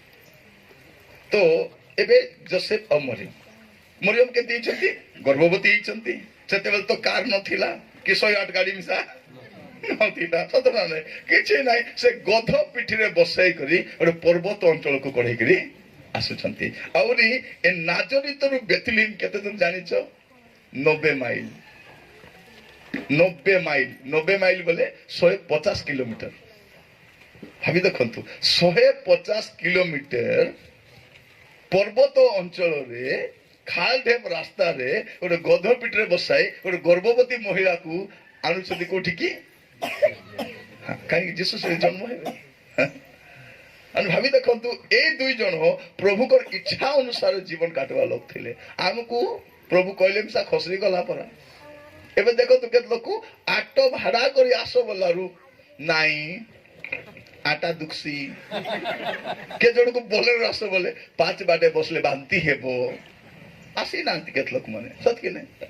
ଦେଖନ୍ତୁ ଇଠୁ ଇଠି ତାଙ୍କୁ ଗାଡି ବସାଇଲେ, କିନ୍ତୁ ବିବାହରେ ଯିବେ କି ନାଇଁ? ନାଇଁ ଜଣେ କୁଆ ଯିବେ କି ନାଇଁ? 100 କିଲୋମିଟର ଯିବେ ସେମାନେ। ବୋଲେରୋର ପଛରେ ବସି ବାନ୍ତି ହେଲେ ମିଶା ଯୋଡି ଧରି କରି ବସିଥିବ, ଦେଖିଲେ ମତେ ବାନ୍ତି ହେବ ତ ବୋଲି କରି ବାନ୍ତି କରି କରି ଯିବେ। ମାତ୍ର ଯିବାଟା ଯିବେ, ଏଠି ଆସିବେ ନାହିଁ। ଆଟରେ ଯିବି ରେଡି ହେଇକରି କାର ଭଡା କରି ଆସ। କିଏ ମନା କରୁଛି? ମନା କରୁଛନ୍ତି ଆପଣ? ନାଇଁ ନାଇଁ ନାଇଁ, ମନା କରୁନାହାନ୍ତି। କାର ମିଶା ଭଡା କରି ଆସ। ପଇସା କିଏ ଦେବ? ଯେ ଭଡା କରି ଆସିଥିବ। ଏଠି ଖାଇବା ଟାକା ଦିଆଯିବ, ଆଟ ଭଡା ଦିଆଯିବ ନାଇଁ। ତ ଫ୍ରିରେ ଡାକିଲେ ବି ଲୋକ ଆସୁ ନାହାନ୍ତି। କିନ୍ତୁ ଏମାନେ 90 ମାଇଲ ରାସ୍ତା ଅତିକ୍ରମ କରିକି ଯାଉଛନ୍ତି କଣ ପାଇଁ? ପ୍ରଭୁଙ୍କର ଇଚ୍ଛା ପୁରା କରିବା ପାଇଁ। ସେମାନେ ଗଲା ପରେ କଣ ହଉଛି? 7 ପଦ ପଢନ୍ତୁ। ପୁଣି ସେ ଆପଣା ପ୍ରଥମଜାତ ପୁତ୍ର ପ୍ରସବ କଲେ ଏବଂ ତାହାଙ୍କୁ ଲୁଗାରେ ଗୁଡାଇ ଗୁହାଳ କୁଣ୍ଡରେ ଶୁଆଇଲେ, କାରଣ ବସା ଘରେ ସେମାନଙ୍କ ପାଇଁ ସ୍ଥାନ ନଥିଲା। କୋଉଠି ନଥିଲା ସ୍ଥାନ? ବସା ଘରେ ସ୍ଥାନ ନାହିଁ। ଭାବି ଦେଖ କେମିତି କଥା। ଆମେ ଏଠି ଯେତେ ଗରିବ ଲୋକ ହେଲେ ମିଶା ଆମର ପିଲାକୁ କୋଉଠି ପାଇଛୁ? ଗୋଟେ ଘରେ ଆକା, ସେତିକି ନାହିଁ। ଘରେ କୁଡିଆ ଘରେ ହେଲେ ମିଶା ଗୋଟେ ଘର ଆକା ଥିବ, ଝାଟି ମାଟି ଘର ଘର ଥିବ। କିନ୍ତୁ ପୃଥିବୀର ସୃଷ୍ଟିକର୍ତ୍ତା, ତ୍ରାଣକର୍ତ୍ତା ଯେ ମନୁଷ୍ୟକୁ ତିଆରି କଲେ, ପୃଥିବୀକୁ ତିଆରି କଲେ, ସବୁ ବିଷୟ ସେ ତିଆରି କରିଛନ୍ତି, ତାଙ୍କର ପାଇଁ ବସା ଘରେ ସ୍ଥାନ ନାହିଁ। କହିବା ପାଇଁ ଗଲେ ଯୀଶୁଙ୍କର ପାଇଁ କିଛି ବି ସ୍ଥାନ ଏବେ ମିଶା ଯୀଶୁଙ୍କ ପାଇଁ କିଛି ଅଛି କି? ନାଇଁ। ମଣ୍ଡଳୀ ଯୀଶୁଙ୍କରଟା କି ସଂସ୍ଥାଟା ସେଟା ଜେରୁସାଲେମ ମିଶା ଯୀଶୁଟା ନାହିଁ। ଯୀଶୁଙ୍କର ଯୀଶୁ କହୁଛନ୍ତି ମୋର ପାଇଁ ମୁଣ୍ଡ ଗୁଞ୍ଜିବା ପାଇଁ ମିଶା ସ୍ଥାନ ନାହିଁ। ଆକାଶ ପକ୍ଷୀର ବସା ଅଛି, କୋକିଛାଳିର ଗାତ ଅଛି। କୋକିଛାଳି ବୋଲେ କିଛଟା କଲିଆ ନାଇଁ, କୋକିଛାଳି ବୋଲେ ନୂଆ ଡାକି ଚଲ। କୋକିଛାଳି ବୋଲେ କଲିଆ, କଲିଆ ପାଇଁ ମିଶା ଗୋଟେ ଗାତ। କାଲିଆ ନାଇଁ, କାଲିଆ ବୋଲେ ସିନେମାଟା ସେଟା, କାଲିଆ ନାଇଁ କଲିଆ, କଲିଆ ପାଇଁ ମିଶା ଗୋଟେ ଗାତ ଅଛି।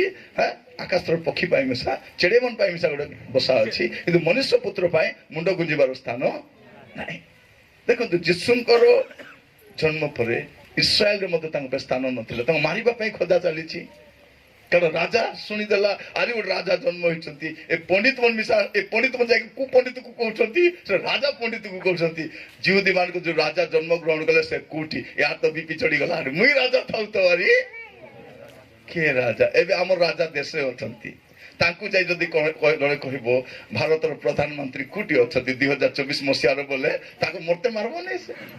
ସେ କହୁଛନ୍ତି ଅନନ୍ତ କାଳ ଯାଏ ମୁଇଁ ଆସିବି ବୋଲି କରି। ଇଏ ରାଜା ବି ସେମିତି ଏକା ଭାବୁଥିଲେ।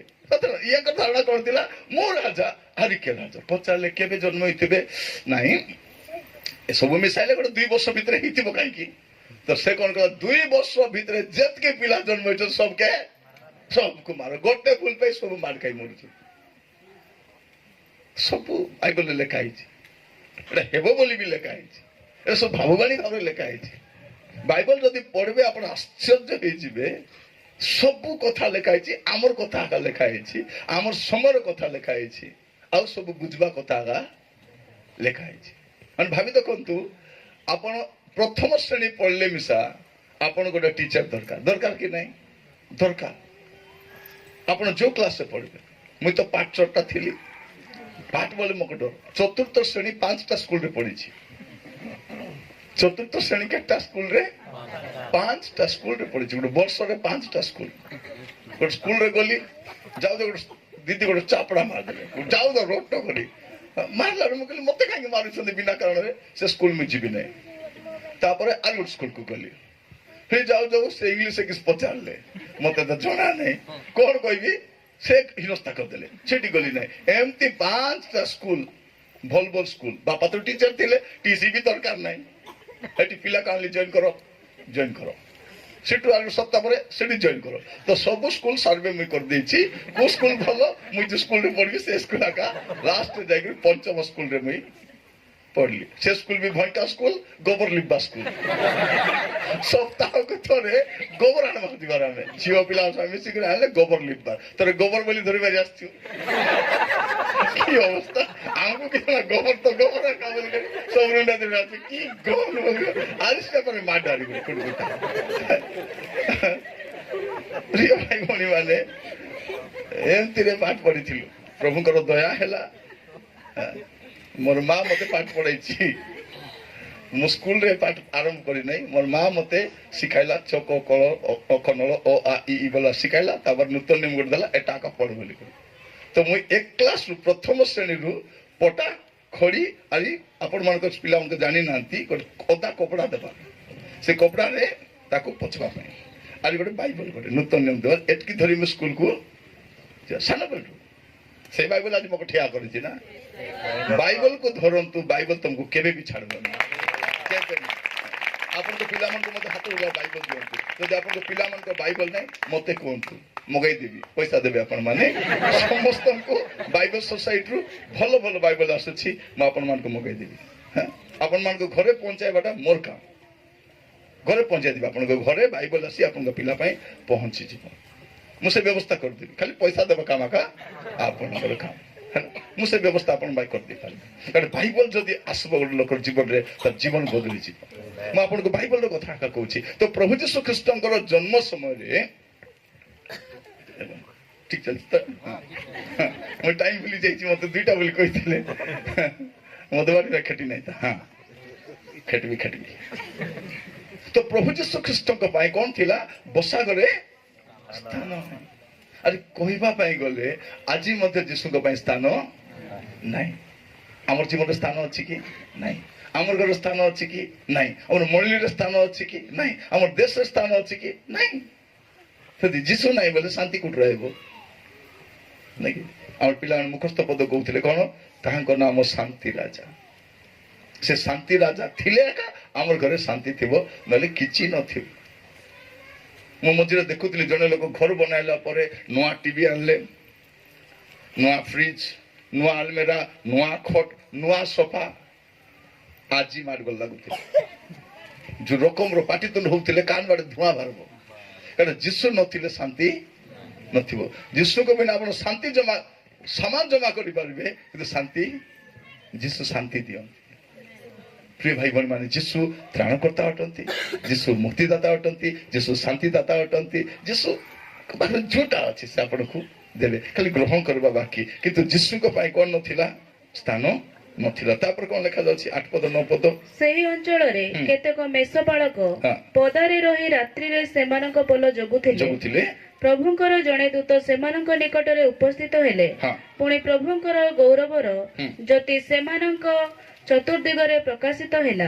ଆଉ ସେମାନେ ଅତିଶୟ ଭୟଗ୍ରସ୍ତ ହେଲେ ସେଥିରେ ଦୂତ ସେମାନଙ୍କୁ କହିଲେ ଭୟ କର ନାହିଁ ଦେଖ ମୁଁ ସମସ୍ତ ଲୋକଙ୍କର ଅତ୍ୟନ୍ତ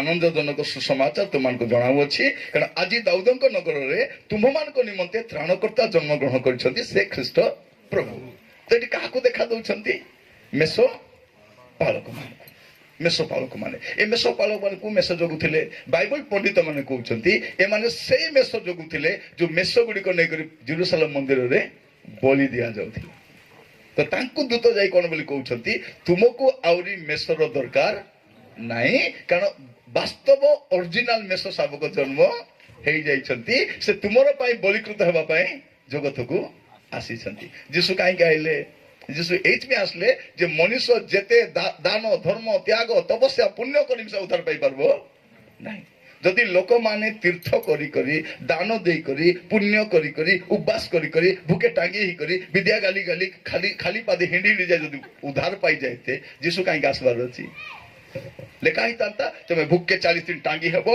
को कुपली रे जीवो माइजी पिला को छाड़ दे दाढ़ी बड़े कर बस दबो तमे परिधान भाई जीवो तमे काऊ कोइली कुकुड़ा घुसी बिलुआ को सबके खाइबा देले तमे परिधान आपण देखंतु कोरापुर घाटरे माकड़ी मन को देखंतु की अवस्था मु 2-3 वर्ष तले देखथि माकड़ मन पतला पतला थिले एबे बापड़ा बापड़ी मन हिंडी पारु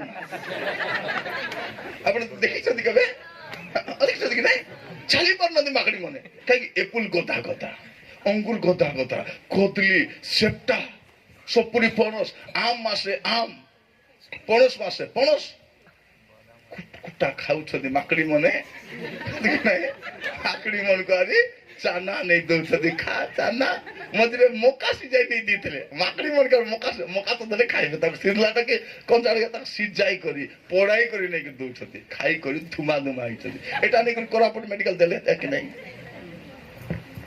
देबे नहीं ए माने आजिर समाज रे लोक माने मनुष्य प्रिय नहीं पशु प्रिय समाज पशु प्रिय देखो छने पिला माने केतला घरे देखबे कुकुर पसदी थिबारी हमर पिला हमर टक्की ना रि बोल बोलता सोन इंग्लिश ना बढ़िया बढ़िया ना दिथिबे कोले धरुथिबे सांगे सुआउथिबे तो ना कुकुर को ताक हागाइबा को नउथिबे मुताइबा को नउथिबे खुआई दुथिबे ताक हुडबार मिसा नै पड़ी गाली कोले बोल नै गाली करो नै ताक दुख लागबो ताक रिसा लागबो थरे जाइतिली कुटी गोडे शहर रे बढ़िया आंबो कि आंबो कहबे साकू लेंगड़ा आंब ना किस बोल कहबे लेंगड़ा कि भलो आंबोटा मिठा आंबोटा आनी थिले मुई भाबले आमे जाइछु पे हमको आनी दी छंदी बोली मुई भाबुची देबेबे हमको लालको से सबु आंबो काटी करी तांगर कुकुर को देले मुइले ओहो प्रभु ए कुकुर थार मुइनो कुकुर को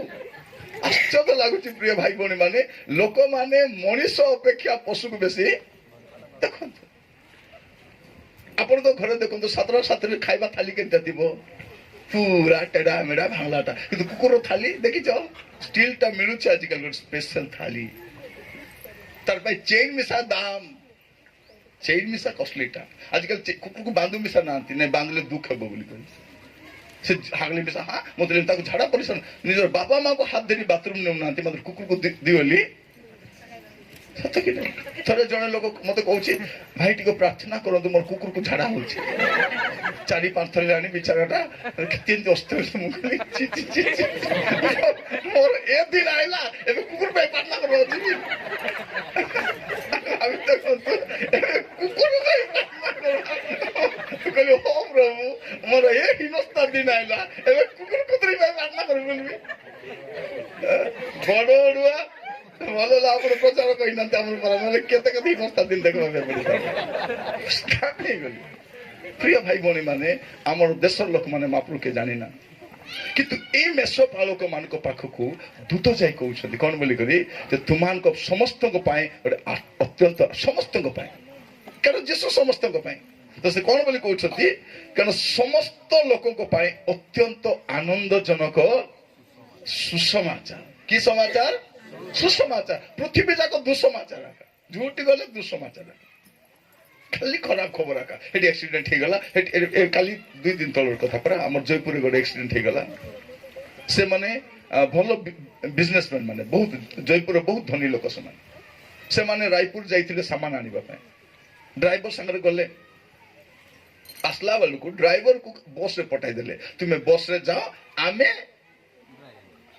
ପରିବାର 2 ଜଣ ଆମେ ଚାଲାଇଛୁ ରାସ୍ତା ଯାକ ତ କୁହୁଡି ବାଟରେ ଆକ୍ସିଡେଣ୍ଟ ହେଲା 2 ଲୋକ ଯାକ ସେଠି ମରିଗଲେ। ମୁଁ କାହିଁକି କହୁଛି ପ୍ରିୟ ଭାଇ ଭଉଣୀ ମାନେ ଚାରିଆଡେ ଦୁଃସମାଚାର ଘରେ ଘରେ ଦୁଃସମାଚାର ଘରେ ଘରେ ଦୁଃସମାଚାର। ଏବେ ମୋର ମା 14 ତାରିଖରେ ଚାଲିଗଲା। କାଲି ଜଣେ ଭାଇଙ୍କର ମା କାଲି ମରିଛି 24 ତାରିଖ 26 ତାରିଖ ହେଲେ ମରଲେ ହେତା କି ନାହିଁ 24 ତାରିଖ ମରିଛନ୍ତି। କାଲି ଆମର ଜୟପୁରରେ ଆମର ତୁରୁକ ବଂଶର ଜଣେ ମା କାଲି ମରିଛନ୍ତି ସକାଳେ। ମାନେ ଏମିତି ଦୁଃଖରେ ଥାଇ କରି ଆସିକରି ସୁଖର କଥା କହିହବ ପ୍ରଭୁଙ୍କୁ ନ ଜାଣିଲେ କହିହବ ନାହିଁ। ଆଜି କଣ କରିବାର ଥିଲା ଭୂତ ପରା ହେଇ ଘରେ କବାଟ ଠାପି କରି ବସବାର ଥିଲା କିସ ହେଲା ମୋର ମା ମରିଗଲା କାନ୍ଦବା ଏତିକି ଦିନ କାନ୍ଦିଲି ମତେ କହୁଥିଲେ କାନ୍ଦ ନାହିଁ କାହିଁକି କାନ୍ଦବି ନାହିଁ ହୋ ନାଇଁ ମତେ କେତେ ଜଣ କହୁଥିଲେ କାନ୍ଦବାର ନାହିଁ କାହିଁ କାନ୍ଦବାର ନାହିଁ ଆୟ ବୁଆ ମରଲେ କାନ୍ଦବାର ଏତିକି ଦିନ କାନ୍ଦବାର ତାପରେ ଆରାମରେ ଦୁଃଖର ଦିନ ସରିବ କି ନାହିଁ ଆମେ ଜାଣିଛୁ। ଆମର ଖ୍ରୀଷ୍ଟ ବିଶ୍ୱାସୀ ମରିଗଲେ କୋଉଠି ଯିବ ସିଧା ସିଧା ସ୍ୱର୍ଗ ଆକା ଯିବ। ସେ ସ୍ୱର୍ଗ ଯାଆନ୍ତୁ ଅବ୍ରାହମଙ୍କ କୋଳକୁ ଯାଆନ୍ତୁ ସେ ପାରଦେଶକୁ ଯାଆନ୍ତୁ କିନ୍ତୁ ଆମକୁ ଛାଡିକରି ତ ଗଲେ କି ନାହିଁ ସେ ଦୁଃଖରେ ତ କାନ୍ଦବାର ଅଛି କି ନାହିଁ। ତୁମେ ପ୍ରଭୁଙ୍କର ଏଡେ ବଡ ଦାସ ତୁମେ କାନ୍ଦବାଟା ଠିକ ନାହିଁ। ହେ ବୁଆ ଯେଡେ ବଡ ଦାସ ହେଲେ ମିଶା ମୁଇଁ ତ ଗୋଟେ ପିଲା କି ନାହିଁ ମୋର ଗୋଟେ ମା ଅଛି କି ନାହିଁ ମୋର ମା ମରିଯିବ ମୁଇଁ କାନ୍ଦବି ନାହିଁ ওটা কেনতা কথা এটা ଗୋଟେ କେତେ କଥା এটা ତ କାନ୍ଦବା ପାଇଁ ପଡିବ କାନ୍ଦିଲି ଏବେ ଆସି ପ୍ରଚାର କାରଣ ସୁସମାଚାର କହିଲା ବେଳେ ଦୁଃସମାଚାର ନାହିଁ। ସୁସମାଚାର ଗୋଟେ ଅଛି କାରଣ ଯୀଶୁ ଜଗତକୁ ଆସିଥିଲେ କଣ ପାଇଁ ପରିତ୍ରାଣ ଦେବା ପାଇଁ ଆଉ ସେ ସମସ୍ତଙ୍କ ପାଇଁ ପରିତ୍ରାଣ ଦେବା ପାଇଁ। ମୋର ପ୍ରିୟ ଭାଇ ଭଉଣୀ ମାନେ ମୁଁ କହିବା ପାଇଁ ଚାହେଁ ଯଦି କେହି ମଧ୍ୟ ପ୍ରଭୁଙ୍କୁ ଗ୍ରହଣ କରିନାହାନ୍ତି ଅନଲାଇନରେ ଯେଉଁମାନେ ଶୁଣୁଛନ୍ତି ସେମାନଙ୍କୁ ବି ମୁଁ କହିବା ପାଇଁ ଚାହେଁ ଆମେ ଫୁସାଉନୁ ଭକୁଆ ବନାଇ କରି ଖ୍ରୀଷ୍ଟିଆନ ହେଇଯାଅ ହଁ ତମେ ଖ୍ରୀଷ୍ଟିଆନ ହେଇଯାଅ ମିଶିଯାଅ ଆମର ବାଟେ ତମେ ମିଶିଲେ କେତେ ମିଶିଲେ କେତେ ନାହିଁ ତମକୁ ଆମେ ଫୁସା ଫୁସି କରବାଟା ଏଇଟା ନାହିଁ। କାହାକୁ ଫୁସାଇବୁ ଆମେ କେତେ ଫୁସାଉ ନାହିଁ କାହାକୁ କେ ଫୁସାଇ ନାହାନ୍ତି। ମୋର ବାପାର ପରିବାର ବି ଧନୀ ପରିବାର ମୋର ମାର ପରିବାର ବି କହିଥାଏ ନାଇଁ ଗରିବ ଲୋକ ଖାଇବାକୁ ନଥିଲା ଭୁକେ ଥିଲେ ନାଇଁ ନାଇଁ ସେ ସମୟର ମହାଜନ ମାନେ ବିରାଟ ବିରାଟ ଧନୀ ଲୋକମାନେ ସେମାନେ ପ୍ରଭୁ ଏବେ ମକେ କିଛି ନାହିଁ ଏବେ ଖାଲି ପ୍ରଭୁ ଆକାଶ ନହେଲେ ଆମର ବାପାଙ୍କର 100 ଏକର ଜମି ଥିଲା ମୋର ଅଜାଙ୍କର 100 ଏକର ଜମି ଥିଲା ଧନୀ ଲୋକମାନେ କିଛି ନାହିଁ ସେମାନେ ପଳେଇଲେ ଜମି ବାଡି ମିଶା ଭଲ ହେଲା ସେମାନେ ଗଲା ଜମି ବାଡି ମିଶା ପଳେଇଲା ନହେଲେ ସେମାନେ ପଳେଇ ଜମି ବାଡି ଭୁକେ ଲାଦି ଦେତେ ବୋଲେ ମରିଯାଇଥାନ୍ତା କି ଭଲ ହେଲା ସେମାନେ ବି ଗଲା ଜମି ବାଡି ମିଶା ଗଲା ଛିଡିଗଲା କଥା ଏବେ ଖାଲି ପ୍ରଭୁ ଆକା ଅଛନ୍ତି ପ୍ରଭୁ ଦେଲେ ଖାତା ହଉ ନହେଲେ ଚୁପଚାପ ବାସ୍ ହେଲା।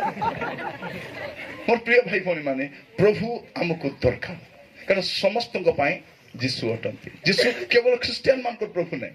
ଆଜି ଦେଶରେ କଣ ବୋଲି କହୁଛନ୍ତି ଏ ଟିଭି ବାଲା ବି ଆସିକରି ଆଜି ଖ୍ରୀଷ୍ଟିଆନ ମାନଙ୍କର ଭଗବାନଙ୍କର ଜନ୍ମଦିନ ଆମେ ବୋଲିବୁ ନାଇଁ ନାଇଁ ତାଙ୍କୁ କହିବାକୁ ଟାବୁ ଦେଇଛନ୍ତି ଯଦି ସେ କହିଦବ ସମୁଦାୟ ମାନବ ଜାତିର ତ୍ରାଣକର୍ତ୍ତା ପ୍ରଭୁ ଯୀଶୁ ଖ୍ରୀଷ୍ଟ ତାକୁ ଚ୍ୟାନେଲ ରୁ ବେଟି ଦେବେ ଆସିକରି ଆମର ଭଳିଆ ୟୁଟ୍ୟୁବ ଚ୍ୟାନେଲ ଧରି ବସ ବସ ରହିପାରିବ ନାହିଁ। ସେ ମିଛ କଥା କହିଲେ ସେ ବଞ୍ଚି ପାରିବ। ସେ ପେପର ବାଲା ଲେଖୁ ତ ସମସ୍ତଙ୍କ ପାଇଁ ଯୀଶୁ ବୋଲି କରି ନାଇଁ ଜାଣିଲେ ମିଶା କହିପାରିବେ ପେଟ ପୋଷ ନାଇଁ ଦୋଷ। ଆମ ଦେଶରେ ସେଠି ଲୋକ ଭୋକୁଆ ହେଇଛନ୍ତି। ଭୋକୁଆ ମଝିରେ ମୁଁ ଦେଖୁଥିଲି କେତେ ଭଉଣୀ ମାନେ ସେ ଡଷ୍ଟବିନ କୁ ଯାଇ ପୂଜା କରୁଛନ୍ତି। ସେ ଡଷ୍ଟବିନ ମାନେ ଆଜିକାଲି ସୁନ୍ଦରଟା ଆସିଛି କି ନାହାନ୍ତି, ଡଷ୍ଟବିନ ଥାଉଛି କି ନାହାନ୍ତି, ସେ ପେଙ୍ଗୁଇନ ଭଳିଆଟା ଥାଉ ନାଇଁ ଗୋଟେ ଡଷ୍ଟବିନ ଡଷ୍ଟ ପକାଇବେ। ସେ ପେଙ୍ଗୁଇନ କେ ପୂଜା, କାରଣ ପେଙ୍ଗୁଇନ କେବେ ଦେଖି ନାହାନ୍ତି, ତାହେଲେ ଏଟା ଗୋଟେ ନୂଆ ଭଗବାନ ବୋଲି ତାକୁ ଫୁଲ ପକାଇ ଲଗାଇ ତାକୁ ନମସ୍କାର ଖାପା ହେଇଗଲି। ହେ ପ୍ରଭୁ ଏ ଦିନ ବି ଦେଖବାର ଥିଲା। ଆଉ ଥରେ ତ ଜଣେ ସେ କିଲୋମିଟର ଥିବ କି ନାଇଁ, ସେ କିଲୋମିଟର ଖୁଣ୍ଟ ଚିତି ଫୁଲ ଆଣି କ୍ଷୀର ଢାଲି ତାକୁ ପୂଜା କରୁଛି। ତାକୁ ଲଗାଇ କରି ତୁମେ କହିଲା କିସ୍ ପାଇଁ କରୁଛୁ? ସାକ୍ଷାତ ଭଗବାନ। ତୁ କେମିତି ଜାଣିଲୁ ଭଗବାନ ବୋଲିକରି? ମତେ ଜଣା ନାହିଁ। ଏଠୁ ବିଶାଖାପାଟନମ 245 କିଲୋମିଟର ବୋଲି ୟାଙ୍କୁ ଜଣା। ଇଏ ଜାଣିଛନ୍ତି ଏଇଠୁ ବିଶାଖାପାଟନମ 245 କିଲୋମିଟର। ମତେ ଜଣା ନାହିଁ, ଜାଣିଛନ୍ତି ମାନେ ସାକ୍ଷାତ ଭଗବାନ ଆଗା।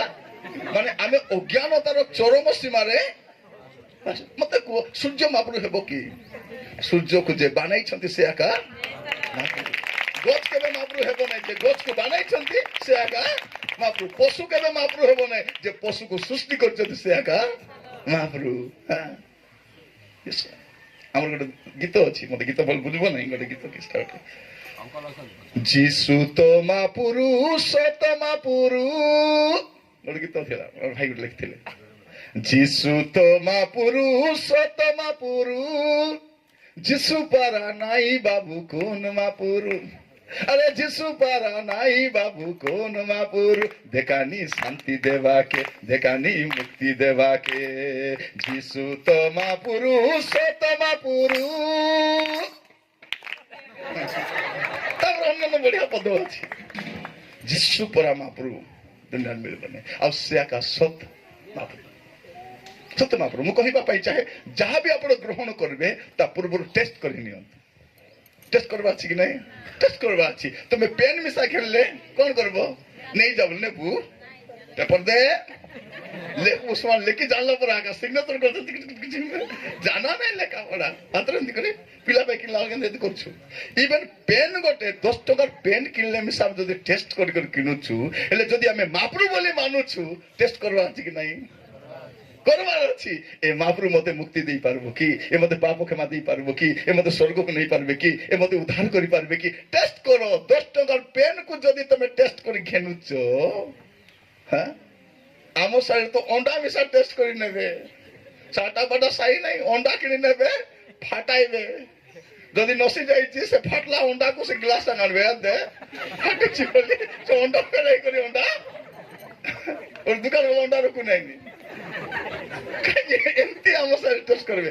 ନଡିଆ ନଡିଆ ନେଇ ଫଟାଇଲେ କୁଇ ଯାଇଛି, फाटला नाड़िया ए दे बिहारी ए दे फाटला टा एडी खराब बोलारू से कला कैसे कैसे लोग जी देखो नाड़िया फटा करके लाते हैं। मैं कहले हमारे साइड में फटा करके भी लाएंगे, कारण बिना टेस्ट क्रिश्चियन माने किछि ग्रहण करबे। देखो तो अपन बल्ब किनले मसर देखो तो बल्ब किनले नहीं जिबे नाई आगे लगा नहीं करंट जाईछि करंट आसुतेबे पता नहीं करंट आसु कारण बल्ब मध्य आम टेस्ट जदि बल्ब को टेस्ट कर नौछंती पेन को टेस्ट कर नौछंती ईश्वर को भी टेस्ट करंतु जदि से ईश्वर तेबे आपण ताकि ग्रहण करंतु जदि ईश्वर नहांती आपण ग्रहण करबा में बाध्य कि हमर मुंडे लादी पारबो ना आमे भी हम कहूनु जे आपण को यीशु को ग्रहण करबा अछि करो आका टेस्ट करो लागला सत महाप्रभु बोले ग्रहण करो नले छाडी दियो आरी खोजी बोलो जते दिन जाय तुमको सत्य परमेश्वर मिलु नांती मोर कथा जदि आपण को लागो नै मैं आपको कहवा चाहे शास्त्र कहूँ जीशु छड़ा देख लुका का लिखुं प्रेरित 4 पर्व तार 12 पद प्रेरित 4 पर्व तार 12 पद ताहांको छड़ा बोले जीशु छड़ा ताहांको छड़ा कहा देखो लेखि छिड़ाई देले गुट्टे मार को गुट्टे लाइन रखा ताहांको छड़ा कहा ठारे परित्राण नहीं। हाँ କାରଣ ଯାହା ଦ୍ୱାରା ଆମ୍ଭମାନଙ୍କୁ ପରିତ୍ରାଣ ପାଇବାକୁ ଆମ୍ଭମାନଙ୍କୁ ପରିଚ୍ଛନ୍ନ ପାଇବାକୁ ହବ ଆକାଶ ତଳେ ଆକାଶ ତଳେ ମନୁଷ୍ୟ ମାନଙ୍କ ମଧ୍ୟରେ ଆଉ କୌଣସି ନାମ ଦିଆଯାଏ ବାସ୍ ନାହିଁ। ଛିଡ଼ା ଦେଲେ। ଆଉ କୌଣସି ନାମ ନାହିଁ, କୌଣସି ନାମ। ଗୋଟେ ଓଡିଆ ଗୀତ ଅଛି, ନାହିଁ କାହିଁରେ ଗତି ମୁକ୍ତି, ଅଛି ତ?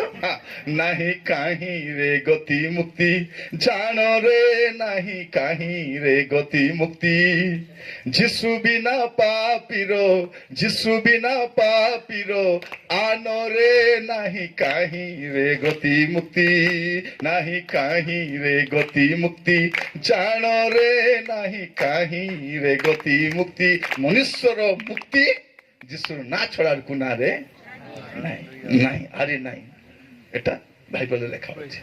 তেଣୁ ଆପଣଙ୍କୁ କହିବା ପାଇଁ ଚାହେଁ, ଆପଣ ଯୀଶୁଙ୍କୁ ଏଇଥିପାଇଁ ଗ୍ରହଣ କରିବେ ଯେ ଯୀଶୁ ହିଁ ଏକମାତ୍ର ସତ୍ୟ ପରମେଶ୍ୱର। ବେଳେବେଳେ ଲୋକମାନେ ଗାଳି କରି ପକାଉଛନ୍ତି, ହଁ ସେଟା ପ୍ରମାଣ କରି ଦେଖା, କୋଉଠି ଲେଖା ଦେଖାଅ। ଲେଖା ହେଇଛି ବୋଲେ କୁହ, ଲେଖା ନେଲା କଥା ମାନିବା ଦରକାର ନାହିଁ। ଲେଖା ନେଲା କଥା ନାହିଁ। ଆମେ ଲେଖା ଥିଲା ପ୍ରଭୁଙ୍କୁ ମାନିବା ଦରକାର। କାରଣ ପ୍ରଭୁ ଇଏ ମଧ୍ୟ ପାଉଲ ମଧ୍ୟ ଯୀଶୁଙ୍କୁ ମାନୁ ନଥିଲେ। ପାଉଲ ବୋଲି ବାଇବେଲ ଯିଏ ଅଛନ୍ତି କି ନାହିଁ, ବହି ଲେଖିଛନ୍ତି, ରୋମିଓ ପୁସ୍ତକ ଲେଖିଛନ୍ତି, କରନ୍ତୀୟ ଲେଖିଛନ୍ତି, ଗାଲାତୀୟ ଲେଖିଛନ୍ତି। ସେ ପାଉଲ ସେ ବି ଯୀଶୁଙ୍କୁ ମାନୁ ନଥିଲେ, ଯୀଶୁଙ୍କର ବିରୋଧୀ ଥିଲେ, ଖ୍ରୀଷ୍ଟିଆନ ମାନଙ୍କୁ ମାରୁଥିଲେ, ଖ୍ରୀଷ୍ଟିଆନ ମାନଙ୍କୁ ଜେଲରେ ପକା ପାଇଁ ଦୌଡ଼ି ବୁଲିଲା ବେଳକୁ ଯୀଶୁ ଆସି ମଝିରେ ପେଦା ହେଲେ। ସାକ୍ଷାତ କଲା ବେଳକୁ ବିଦଗାଳି ଅଦରି ଗଲେ। ସୂର୍ଯ୍ୟ ଠାରୁ ତେଜମୟ ଆଲୋକ, যে সূর্যକୁ ବନାଇଛନ୍ତି ସେ ସୂର୍ଯ୍ୟ ଠାରୁ ତେଜମୟ ଥିବେ କି ନାହିଁ? ଥିବେ। ତ ଏ ସୂର୍ଯ୍ୟକୁ ଦେଖିଛି, କିନ୍ତୁ ସେ କହୁଛନ୍ତି ମୁଁ ସୂର୍ଯ୍ୟ ଠାରୁ ଏକ ତେଜମୟ ଆଲୋକ ଦେଖିଲି, ଆଜି ମୁଇଁ ଦେଖିପାରିଲି ନାହିଁ, ମୁଇଁ ଏକା ଶୁଣିଲି ବୋଲେ। ଯୀଶୁ କହିଲେ, ହେ ସାଉଲ ତୁମେ କାହିଁକି ଆମକୁ ତାଡ଼ନା କରୁଛ? ସେ ପଚାରିଲେ, ପ୍ରଭୁ ଆପଣ କିଏ?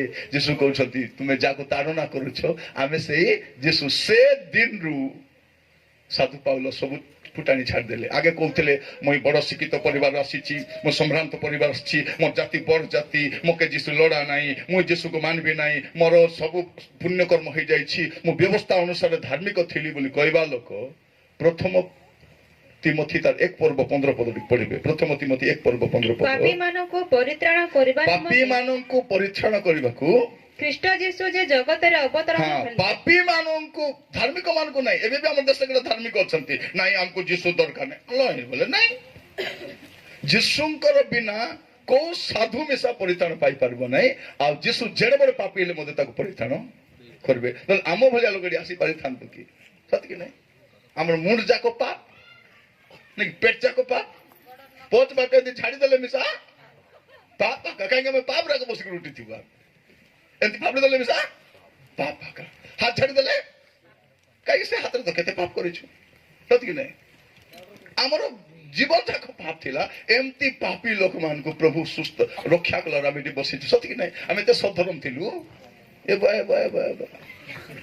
ଆମର ଥମନା ବାଟୁ ଯୋଉ ଭାଷା ଭାବୁଥିଲା, ଯଦି ସେଟା ଲେଖା ହେଇଥାନ୍ତା ବୋଲେ ଡିକ୍ସନାରୀ ମିଶା କାମ ଦେଇନଥାନ୍ତା। ସତ କି ନାହିଁ? ଯୋଉ ରକମର ଭାଷା ମାନେ ଭାବୁଥିଲା, ଏବେ ସେ ଭାଷା ମାନେ ହାଜିଗଲା।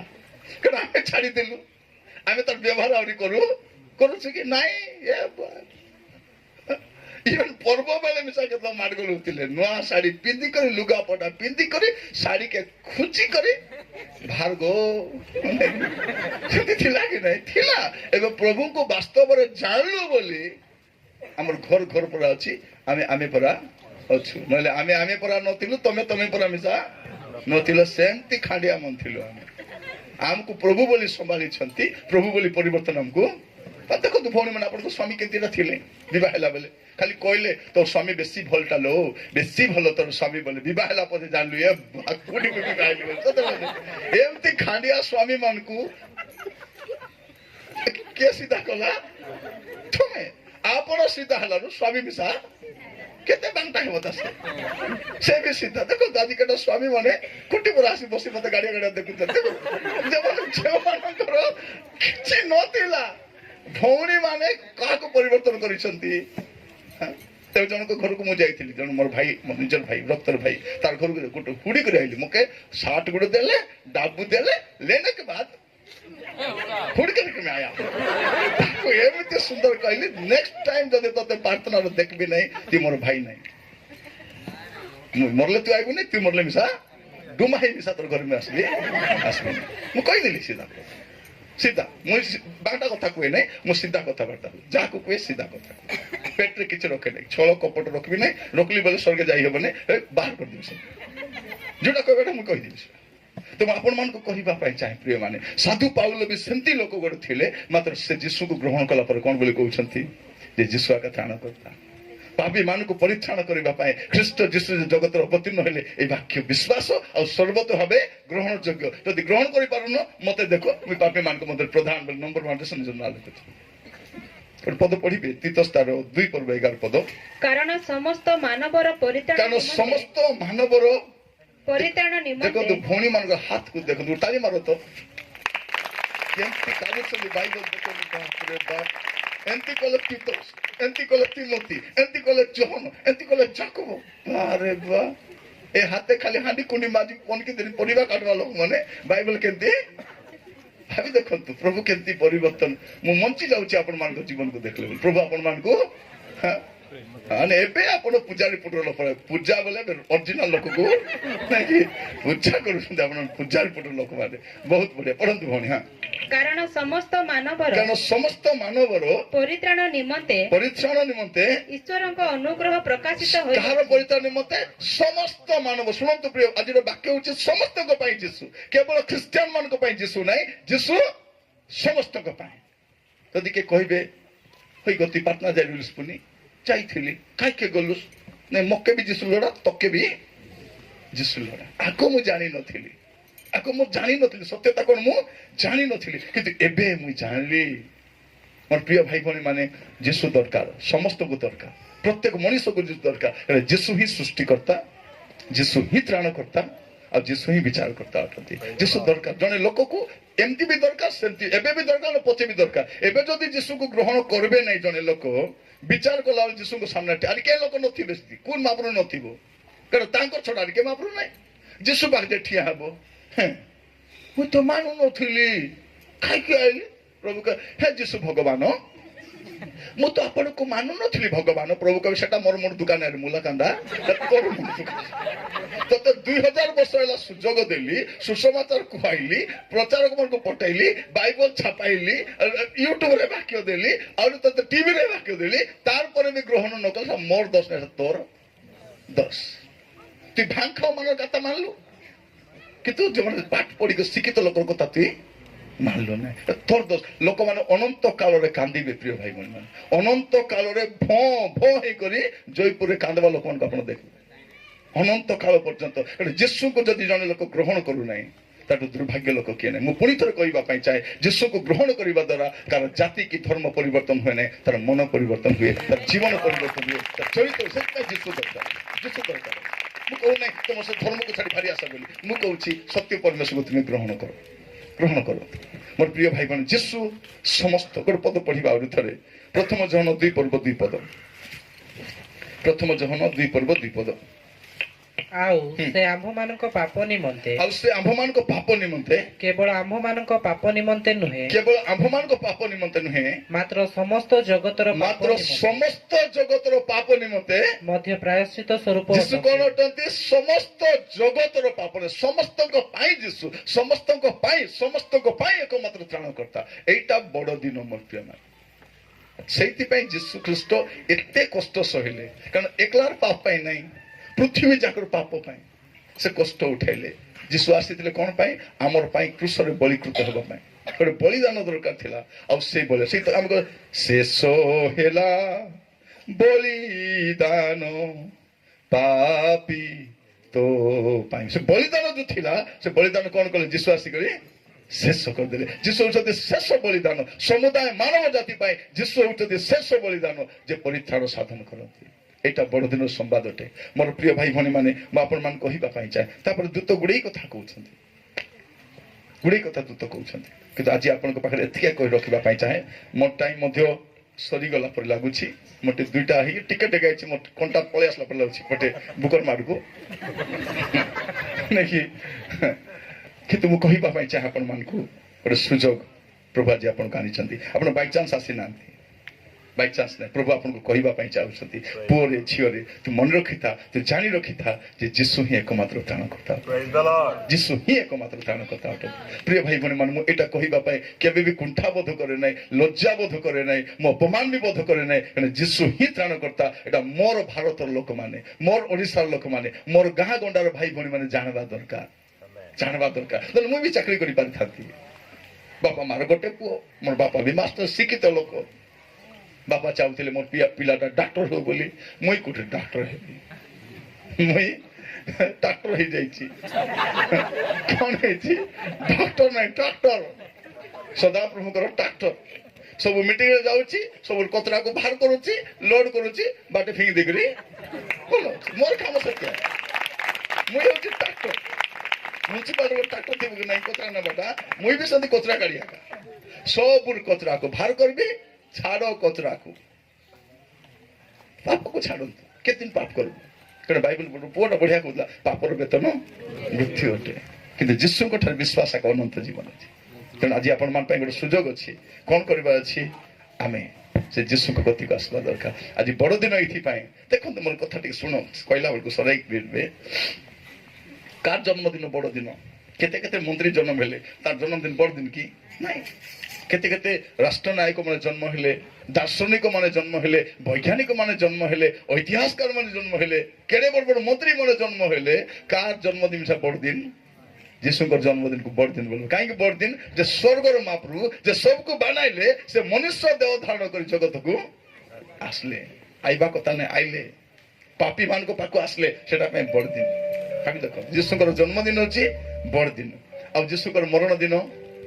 शुभ दिन कि दिन कहुची गुड फ्राइडे कि फ्राइडे गुड फ्राइडे बोले जानछु कि ना कि ओडिया कहबे शुभ गुड बोले शुभ गुड बोले शुभ शुक्रवार पुण्य शुक्रवार भलो शुक्रवार देखो के मरला दिन को भल दिन बोल कहबे हां मोर मां ए 14 तारिख रे मरि गेले गुड लोग आसी मते कहला भल हैला तर मां मरी गला ताकू किछि कोई नहीं खाली एंती देखली तर भोरी कि द्राची केति बोलला बलिया मोर मां 87 वर्ष हैला मुई चाहूतिली आउरी 7 वर्ष बंचुआ कारण कहार मरण दिन मध्य आमे शुभ दिन बोली कहबू हम शत्रु मरले तुम साथी जदि मरी जीवो आसी कहबे भलेला तो साथी मरी गला तुम कौन बोलो कांदी कांदी केंती भी थिला मोर साथी थिला तो भूखे लादी ही लागिलो जेमिति हेले मध्य मोर सासू इवेन हमर पड़ोसी रो शत्रु मरले मिसा आमे भलो दिन बोली कहबू आमे कांदबू किंतु जीशुकर मरण दिन शुभ दिन कारण से मरवा द्वारा आमे जीवन पाइछ जीशु काहे आस्थिले आमर परा पापी पाए हां मो पोरा पातो की पाई से देले पोराडो रे कार परा मोर परा पापी मोर परे पापी पाए मोर प्रिय भाई भने माने प्रभु आपण मान को अनुग्रह करंतु एई बड़ दिन संवाद होछि समस्त को पाई जीशु तुम पाई जीशु तुम पाई जीशु तुम पाई जीशु यूट्यूब रे थिबा लोक मन पाई मध्य जीशु एबे सुनबो परे सुनबो केबे भी सुनबो मन रखिथाओ जीशु समस्त प्रभु अटन समस्त पृथ्वी एकमात्र प्रभु ताहांको छड़ा आ केही पाप क्षमा देई पारबो नाही उद्धार करि पारिबे नाही मुक्ति देई पारिबे नाही अरे बाकी किसके देले देबे काहे की परित्राण तो मिलबो जीशु को हमर लोक माने फोटो को मिसा पूजा करू करछो कि नहीं हमर गोटे भौणी गोटे मुंडा को रूम ढा पाइछि ए चिठी डाबु ग्रुप रूम नहीं करी सुझी पारु नहीं ताकू के गुड कहला नहीं लक्ष्मी को आनी करी पूजा कले तो के लक्ष्मी मिलबो से गोला अरे लक्ष्मी फोटो गोटे किनी आनला आनी करी कांति रे दसाई दे कोन बोल कहछि ए लक्ष्मी मां डाबु दे गो मां बेसी लुण हेछि मां मरी मरा जीवी केबे हेले रु सुजबाक देखो हिनस्ता मैं पारु नहीं गो केते हिनस्ता मके दया कर गो मां डाबु दे कोई डाबु देबो परे जण को जाई कहछि हेटी मु लक्ष्मी को कहली लक्ष्मी मते पैसा दियो किछि पैसा दउ ना से कहला से बोन त किस कहछि होइलो बाइडी তুই তাকে ডাবু দিয়ে ঘিনি আনলি আছিস তার মানে তুই তাকে পয়সা দিয়ে কিনি আনিছু তোতে সে কোটু পয়সা দেব কোটি পয়সা দেই করে ফটো ডাবু দেছি দেছি কি কেবে ফটো মুক্তি দেব মুক্তি কিয়ে দেবে যাহাକୁ ସ୍ୱର୍ଗର ସ୍ୱର୍ଗ ଧାରଣ କରିପାରିବ ନାହିଁ ଯେ ଅଗମ୍ୟ ଜ୍ୟୋତି ନିବାସୀ ଯେ ଦେହ ଧାରଣ କରି ଜଗତକୁ ଆସିଲେ ମାନବ ଦେହ ଧାରଣ କରି ଆସିଲେ 2000 ବର୍ଷ ତଳେ ଏଇଥିପାଇଁ ଆସିଲେ ଯେ ସମୁଦାୟ ମାନବ ଜାତି ପାଇଁ ସେ ପ୍ରାଣ ବଳିଦାନ ଦେବେ ଆଉ ତାଙ୍କର ପ୍ରାଣ ଦେବା ଦ୍ୱାରା ଆମେ ମୁକ୍ତି ପାଇବୁ ସେଇଥିପାଇଁ ସମସ୍ତଙ୍କ ପାଇଁ ଯୀଶୁ ଆସନ୍ତୁ ସେ ଯୀଶୁଙ୍କ ପାଇଁ ଗୋଟେ ତାଳି ବଜାଇବା